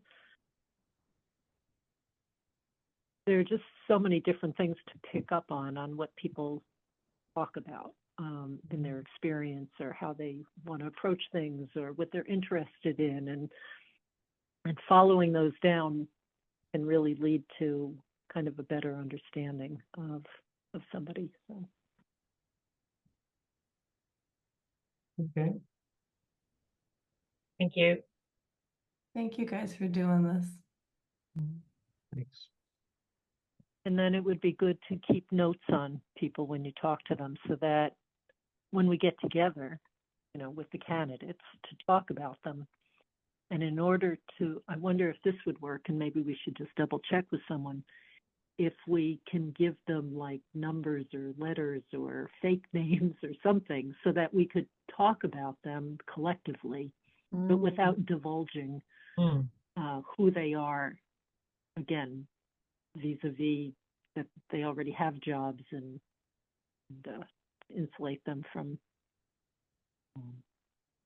revealing that they're looking. So We could assign everyone a Greek god name that we think is their personality, and then refer to, Artemis, or I Zeus. feel like that's a good one. We could do Zeus. Yep. Poseidon. Okay. All right. All right. So you and Steve are in charge of the Greek names, Yeah. the aliases for everybody. I will have my children help me with names. They're into the Greek gods. Don't confuse them with the Roman god names. Some of them are kind of close. They're the same gods, just with different names. Yeah. Just different names, I think, right?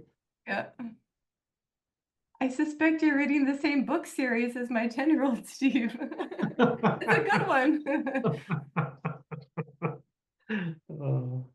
Unfortunately, I think my name would be Sisyphus. So maybe we need nice names too, something upbeat. I for all love of that. them. Just change our names. All right.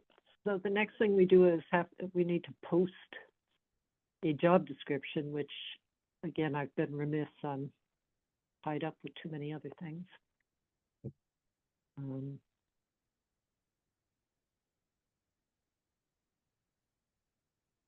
No. I'll stop sharing.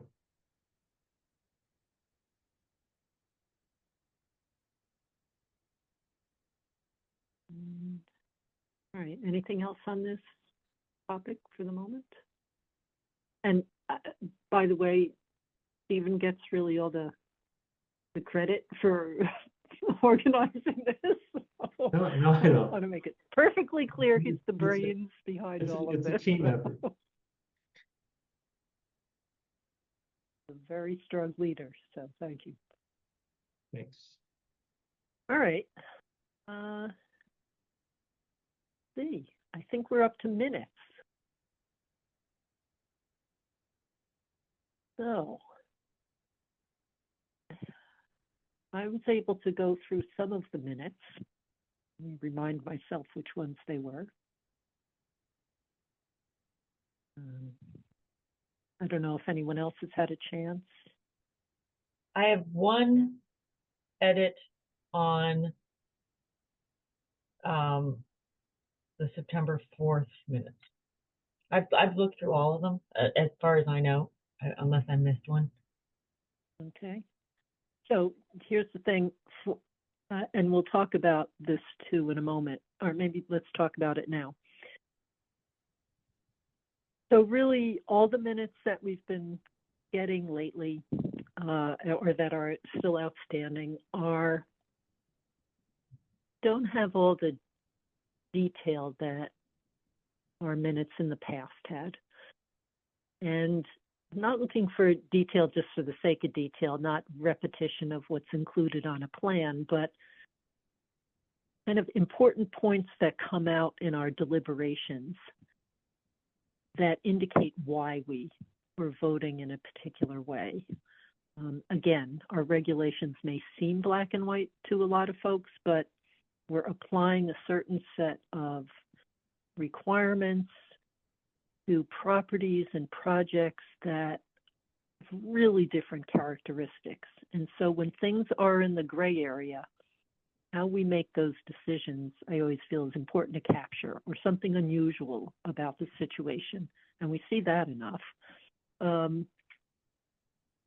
So today, the 127 Farm Road has a septic system, has plans for the other septic system, potential third septic system, how they're using the spaces, what's connected and associated with what. That's just not typical. And so understanding how we kind of arrived at those things can be useful for the future.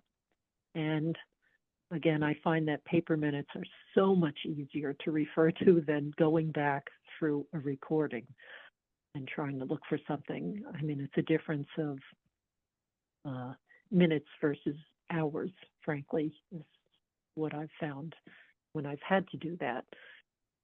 Reliance on a recording for a piece of information. So, however, I don't know that any of us has the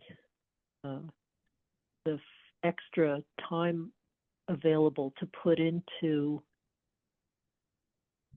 kind of beefing up some of the minutes that we've been receiving.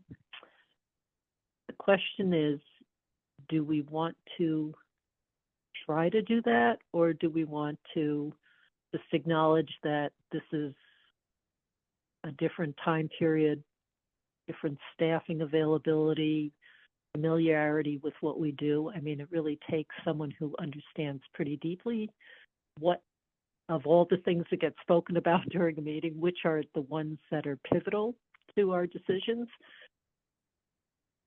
I don't know if Well, I anyone agree has a with you sense of, that I agree with you that there would probably be a value to having more information in the minutes. I don't know. Do you know if the person who's doing the minutes, where does that person come from and how did that person end up doing them? Do you know?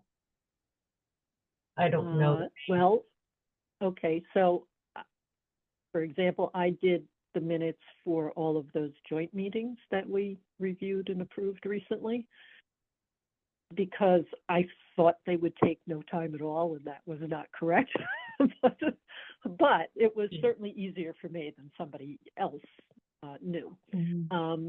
The other person who's doing the minutes does minutes for a lot of towns, and I think does a reasonable job. But again, there are very few people out there who are familiar with septic systems in the minutes production world. So I don't know that we're going to find that. And I think it was even challenging for the last administrator, again, because it's not what a lot of people in the public health realm even spend a lot of time on. So I see the value, but the question I want to pose is, do we have the ability to enhance the minutes before us, or do we just get through this time period with making sure that we find any kinds of things that are a little off? I've been trying to adjust some of the presentation of the information and make sure that the regulatory citations are correct.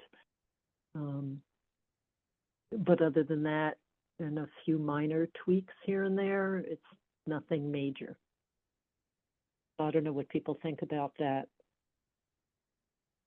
And if let it go with the current level of detail until we can emerge into a different. I take a middle ground, Daryl. Yeah. I take the, I think that having kind of the more concise minutes for some of the issues that we discuss, I think is functionally adequate. In terms of anything that is precedent setting or is likely to be referred back to in the future or has potential legal implications, making sure that the depth of the discussion is captured, particularly the key points that led the board to the decision. And for some of these minutes, my example that I'm going to use is the open surface drain. I think that making sure that the critical information that came before the board that led us to the decision of the approval of those plans will be important that it's captured. And so I found myself, as I'm going through, not wanting to take out anything that is there, but I'm in fact, for some of it, because I want to make sure that my notes accurately represent what was actually said. I'm rewatching painfully some of those discussions, and there are some critical points made by people not on the board, like our DPW director or select board member, that were not captured clearly, and I think for me was an important piece of information in my vote. And so I just wanted to add that into the minutes. And given that typically when we voted on minutes, we've had tiny little grammatical edits, there's never been substantive changes. And I've noticed other boards who will go through paragraph by paragraph and jointly edit their minutes. And that's a long process, particularly for the number of minutes we have yet to approve. My suggestion and recommendation would be if we were to all submit to Jean our edits, and I'm not saying for Jean to be the one to compile them, but I think, and again, I think it will be limited in scope in terms of the topics that will need to have additional material added to them. Have our minutes clerk, and just as a segue, Rebecca, we ultimately found her through shared services. She's not part of shared services, but she was recommended through the people at shared services. have her make those updates and then re-disseminate this, because I would not feel comfortable making substantive edits that the rest of the board didn't review and voted on. And so in no way have I felt that they're completely off. I just thought that some of the topics Mhm. needed more. Mhm. And there's no way we could have these that we all look at. Because I'm thinking when I like submitted some edits back to Jean, that I may be making the same edit that you did or that Daryl did. Is there some way we could have a document in like a Google Drive that we then go in and you see the edits someone has put in? I think No, that's a violation. That's a, of meeting, oh, this yeah, discussion. open meeting law violation. We used to discuss them in the meeting. I mean, Yeah, and if we had one set of meeting minutes, I think that would be fine. We have, what is it, 1, 2, 5 outstanding sets of minutes to go through each of those. I mean, we'd have to dedicate at least an hour. Yeah. I just So think that would be we a lot of time. used to discuss them more in meetings, but that was when meetings were typically an hour and a half, 2 hours. And things were not as complicated as they are now. Then we also had the benefit of an amazing administrator's, depth of knowledge to produce really good minutes, and who knew all the key points and would capture them. Yeah. So then frankly, we found that our edits became simpler. They were typos or kind of clarifying what we meant when we were saying something very long that she had condensed down, and little tweaks. But so we weren't making bigger changes. But I mean, so I went through 3 of the most recent sets of minutes and made that we just got from the external minutes clerk. And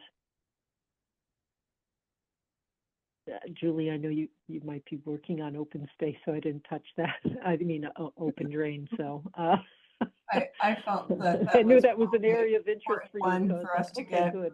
accurate. Yeah. Yeah. But there's another set of minutes out there. I think it's the 1016 one that I just keep looking at, and I realize I just have to pick a day and dive into it. I have a recollection that was a challenging meeting, and the minutes are scant. The 2 October meetings were the open surface drain discussion. It was the start on the 2nd and then conclusion on the 16th. Yeah. So yeah, those are just more challenging. I agree. Yeah. So, Well, that's and why I they may haven't get brought- reviewed if someone has another situation and they're referring back, or we need to refer back to why we decided what we did. Yes. And And I that's think where in a pinch, we could always refer to a tape, but again, if you've ever tried to find it, and Yeah, even using that the takes a transcript while. search, and it's a long time. sometimes it doesn't interpret the spoken word very well, so you end up listening to almost everything to find what you need. So and replaying to get it right, all that, it's just tedious. At the moment, are there any of these minutes listed that anyone feels comfortable approving now, or not yet? Because I know the 9, I think it was the 9-4, the 10-2, and the 11-6 came through recently. What do you want us to do with our edits right now? Give them to Jean Greco, give them to you? No, you can't give them to me. That would start causing trouble. So yes, and didn't I'm just wondering Jean who's Greco. going to do it. So just tell us the proper process that you want us to follow. Send them into Jean Greco, Okay. and it has to be, the exact wording you're seeking. Can't be just a general, this needs more something. The other thing I'd like to suggest for minutes is, at least for me, I'm fine with like bulleted lists of not complete sentences, but some kind of decent phrase that conveys something without worrying about the formalities of full sentences and paragraphs. So, if that's a way to help streamline the task, I think that could be a reasonable way to do it too. I've got a suggestion too, and I think, well, once we do get an administrator, we might want to have them look into using one of these AI tools that automatically takes meeting minutes. I've heard We pretty have done that. Oh, we have, okay. Well, we've used the The Zoom Zoom AI, which provided an that's AI, complicated. Yeah. and if I saved it, I'll look around. I think I might have saved it and emailed it to, Jeremy or something, but I've seen it too. it Yeah. was amusing to me. It read much better than I ever expected it would read, except it would mix up two completely different topics as part of the same discussion. Do you So know what it tool was? sounded good. Grammatically, it was beautiful. It sounded logical if you didn't know what went on there, but it really wasn't. So Yeah.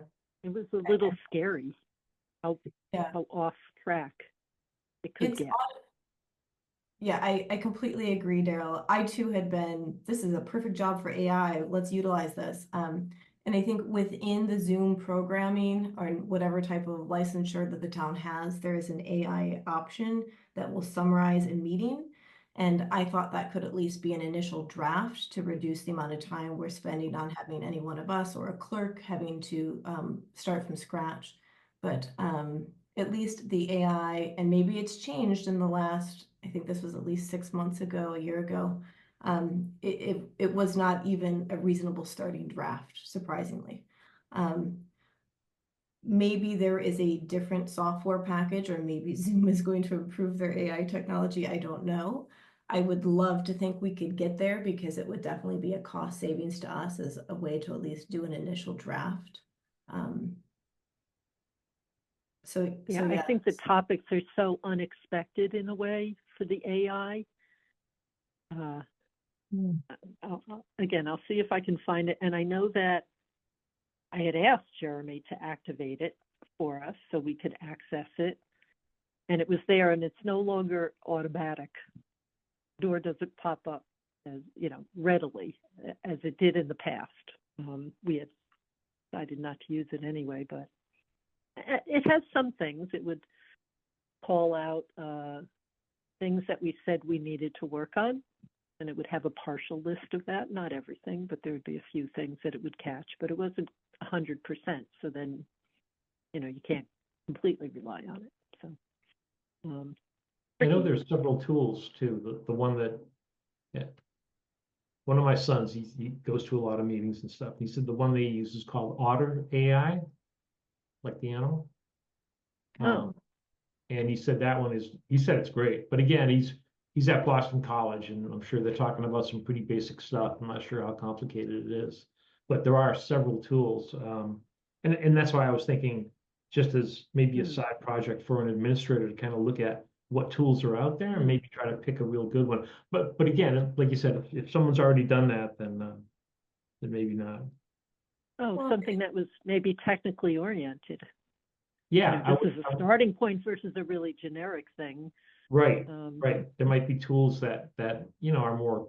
You're right. Some are maybe medical. Some are more engineering. Some are more software and technology related. But yeah. If you can orient you the think tool septic is? What? Who's gonna write that program? Anyway. Well, now we all know what we should do is write a program. Yeah. That recognizes septic system terminology, huh? There you go. Frameworks. There you go. Yep. We'll make words. I'm certain I like that idea, Steve. I certainly, when technology is truly a tool, not a barrier, I am happy to adopt it. Yeah. But there's also a ramp up speed in using something like that as well. So, No, interesting idea. there was an excerpt, say, of a meeting, something particularly challenging, food establishment permit approvals and things like that, it probably could do a fair job, except for the names, it might, who knows what it would make out of Genesco, or I don't know, even Curtis, who knows. But pick something and then run it through a bunch of different software to see what they yield. I'm sure we'll have some downtime someday at the Board of Health for that exploratory sort of work.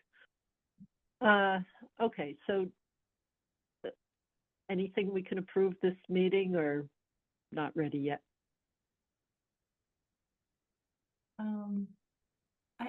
I feel like the September meeting minutes, those were the ones that we received a little while ago, am I right? Yeah.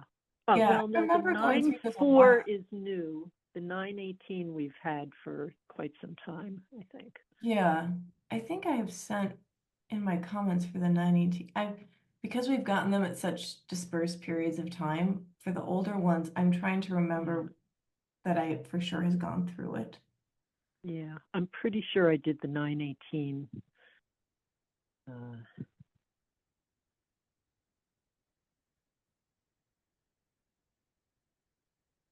while ago. Yeah.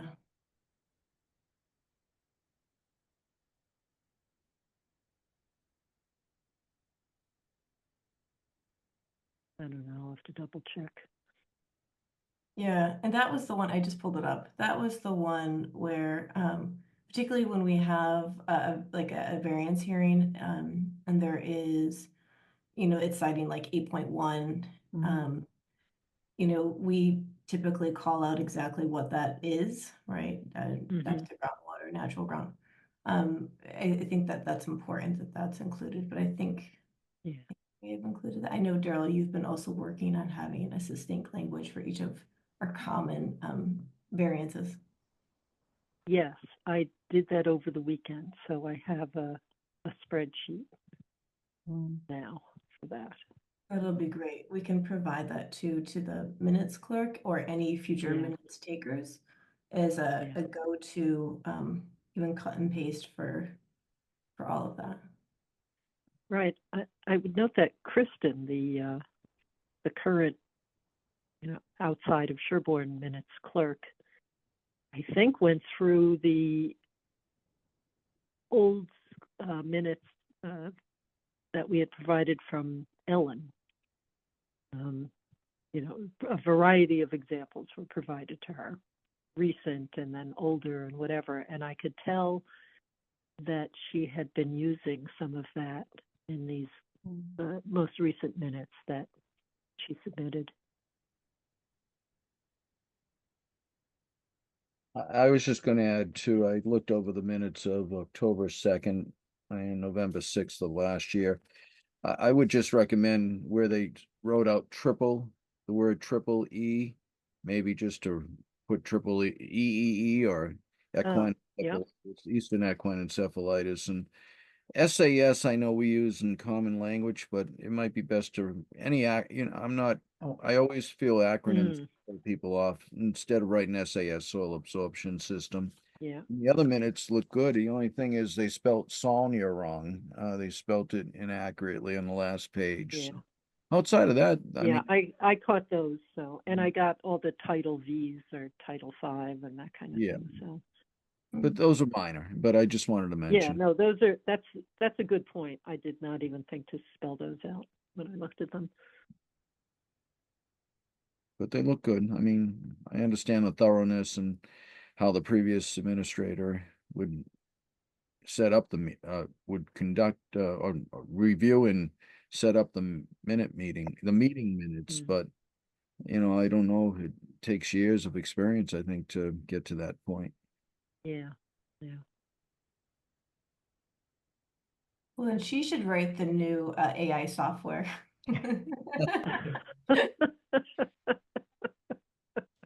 In her free time. Yeah, that's true.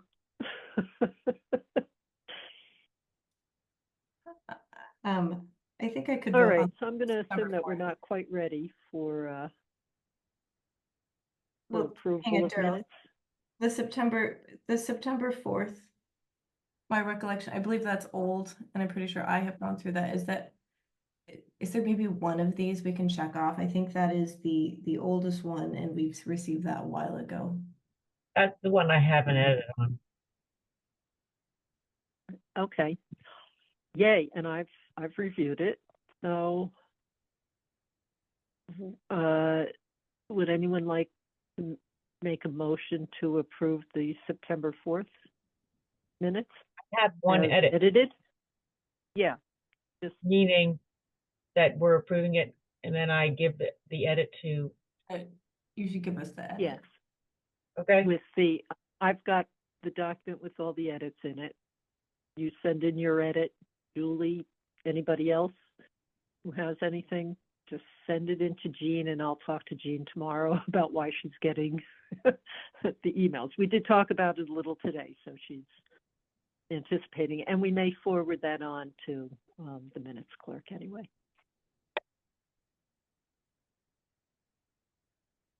Would anyone like to move the motion? To approve the minutes with edits? Yes. Oh, Well, I so guess, moved. seconded, and then I have a discussion. All right. Discussion. Rebecca, is your edit a significant substantive edit, or is it? I don't know plain? whether you define this significant or substantive, but it's very short. It's, I mean, do you want me to tell you what Well, it was? if you have it in front of you. On number 24 to 23, 60 Brush Hill Road, on-site well, I voted nay, and then it says pass 4-1, and then, well, first it said 4-1, and then it said passed 5-0. Yeah, that's a good catch. So it's just a little Yeah, typo. yeah, that's an important edit, but I guess that doesn't change the nature of the content. I mean, that's an important, accurate update, yeah.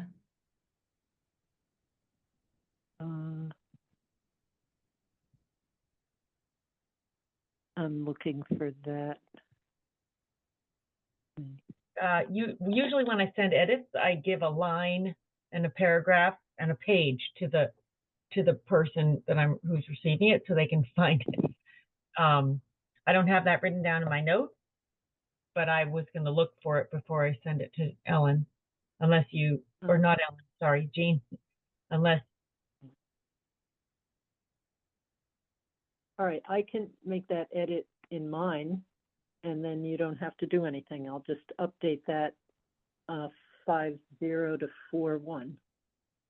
Okay, that's great, thanks. Okay, all right. Any other discussion? Hearing none? Pete Constantine, aye.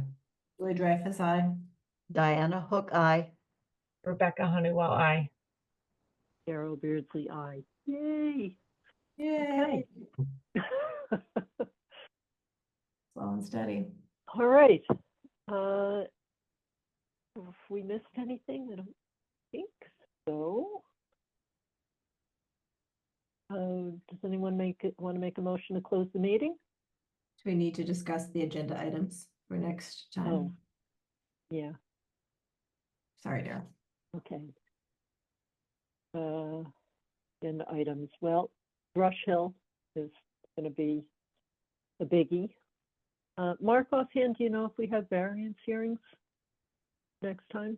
I'm gonna look right now. I have the tentative agenda here. Let me see. Oh, Yeah, oh yeah, we have variance hearing for 2 Surrey Lane and 9 Russet Hill Road, oh, scheduled okay. for 7:30 and 7:50. And then we're going to have a substantive discussion on 34 Brush Hill Road, and it's not going to be simple. Some parts are simple. One part is not going to be simple. The mounding analyses. And if we need more time to make a decision, I think we have enough time within the 45 days since the fee has not been paid yet. So actually that 45 days hasn't started yet, even though the bulk of the work has been done by the supplemental health agent already.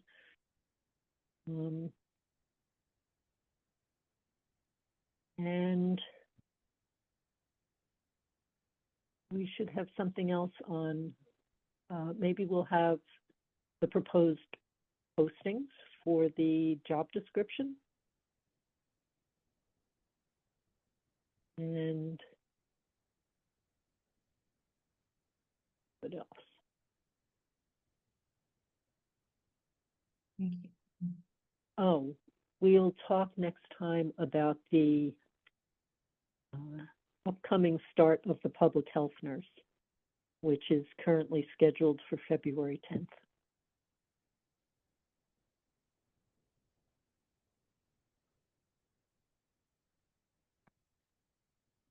And anything for advisory committee, if there's anything new.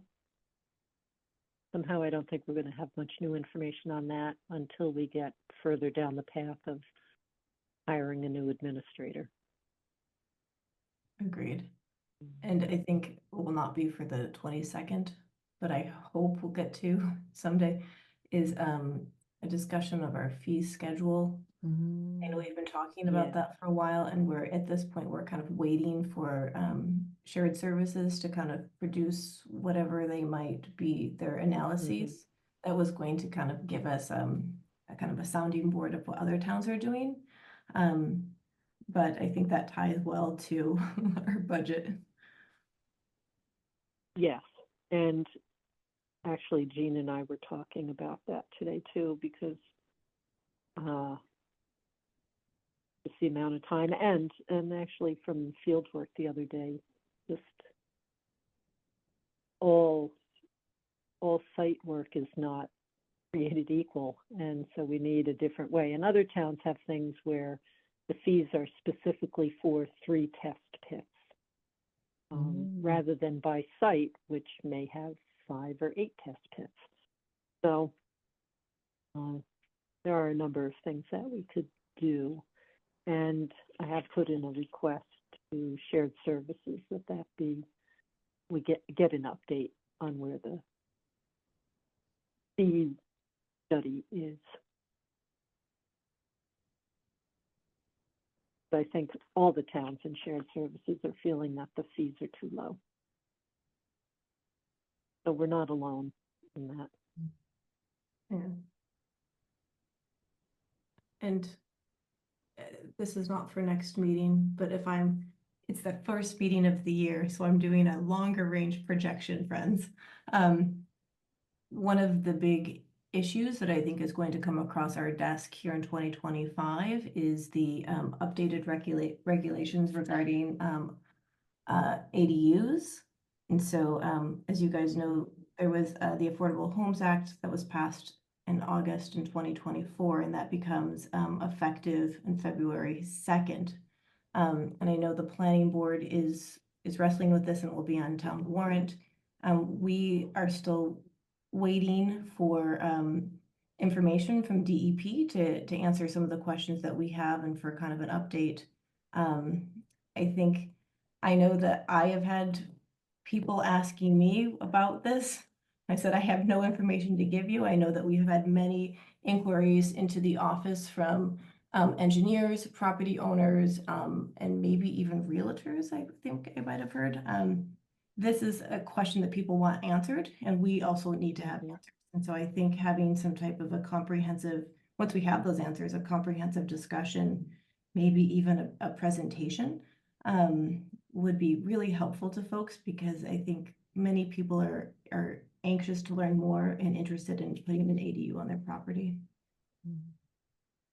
What was the last thing you said? Many people are interested in, then I missed what you said. Many people are interested in learning more, and some are anxious to put an ADU on their property. Oh, thank you.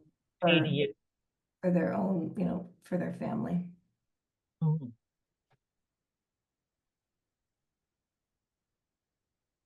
But that's not for the next meeting. That's just this year. Thank you for the update.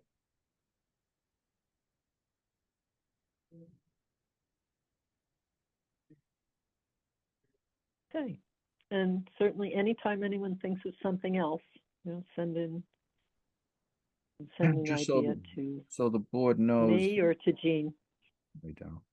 I was just gonna add to ADUs, they become effective with the new regulations at the state level on February 2nd, so they're right around the corner, the changes to the state regulations.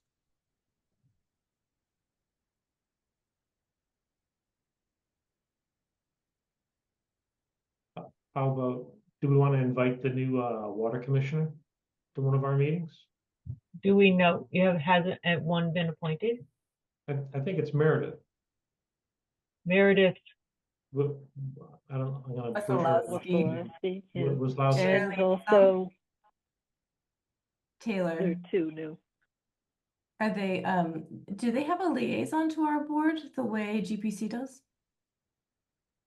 I don't think so. No. who is our liaison to the GPC?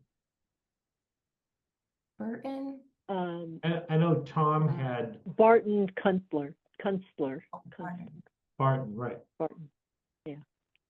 but I know Tom had her at the groundwater protection meeting that was going on tonight, so I was just thinking it might be, I don't know.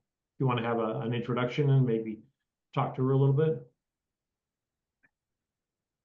Or all the water commissioners, maybe. I don't know. We don't. I'd be very interested, but I don't know anybody. Like, I'm not, you guys are very involved and I don't really know who people are. That's why, would you mind saying full name? The three water commissioners are Frank Hess, Meredith Wasilowski, and his first name is Taylor, and I'm completely blanking on his last name. Both Yeah, I am Meredith too right and now. Taylor were just recently appointed by the select board within the last 2 months due to vacancies. And that's a 3-member commission. And so our work with them does not overlap other than we all talk about water. So for those who don't know, the water commissioners, town is required to have them in the event that there was a municipal level water supply. We don't have that, so there was a time until, I'd say, it kind of depended on who was on it. There was a time where they didn't need to meet much because there really were no topics for them. Their mission didn't exist, except in writing. But over the years, and certainly Roger Demler was quite influential on making it a more proactive group to look at water issues in general and use the commissioners as kind of research agents for various topics. Certainly downtown water was a big one. The feasibility of that and how to deal with contamination issues downtown. Do you address the different water source or a combined wastewater treatment? So it went in all directions. So it's almost like a groundwater protection committee with a bit different slant, but not much. Except for what they choose to pursue. Now, it could be, I think it would be useful to communicate more since, especially since they're new people there too. Are all 3 of them new people in the town? No, well, Frank Hess has been oh so much in town over the years, so he's definitely not new to the committee world. I believe both Meredith and Taylor, this is their first appointment to a committee on town, so due to municipal governance, but not Frank. And they're both young parents. And they're both technical backgrounds, science, technology backgrounds. Oh, yeah, so that'd be a good idea.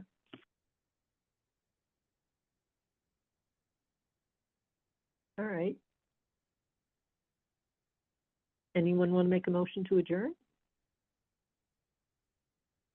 So moved. Seconded. Okay. Hearing no further discussion. Pete Constantine, aye. Julie Dreyfus, aye. Diana Hook, aye. Rebecca Honeywell, aye. Darrell Beardsley, aye. Thank you, everyone. Thank you. Thanks. Have a good night. Aye. Night.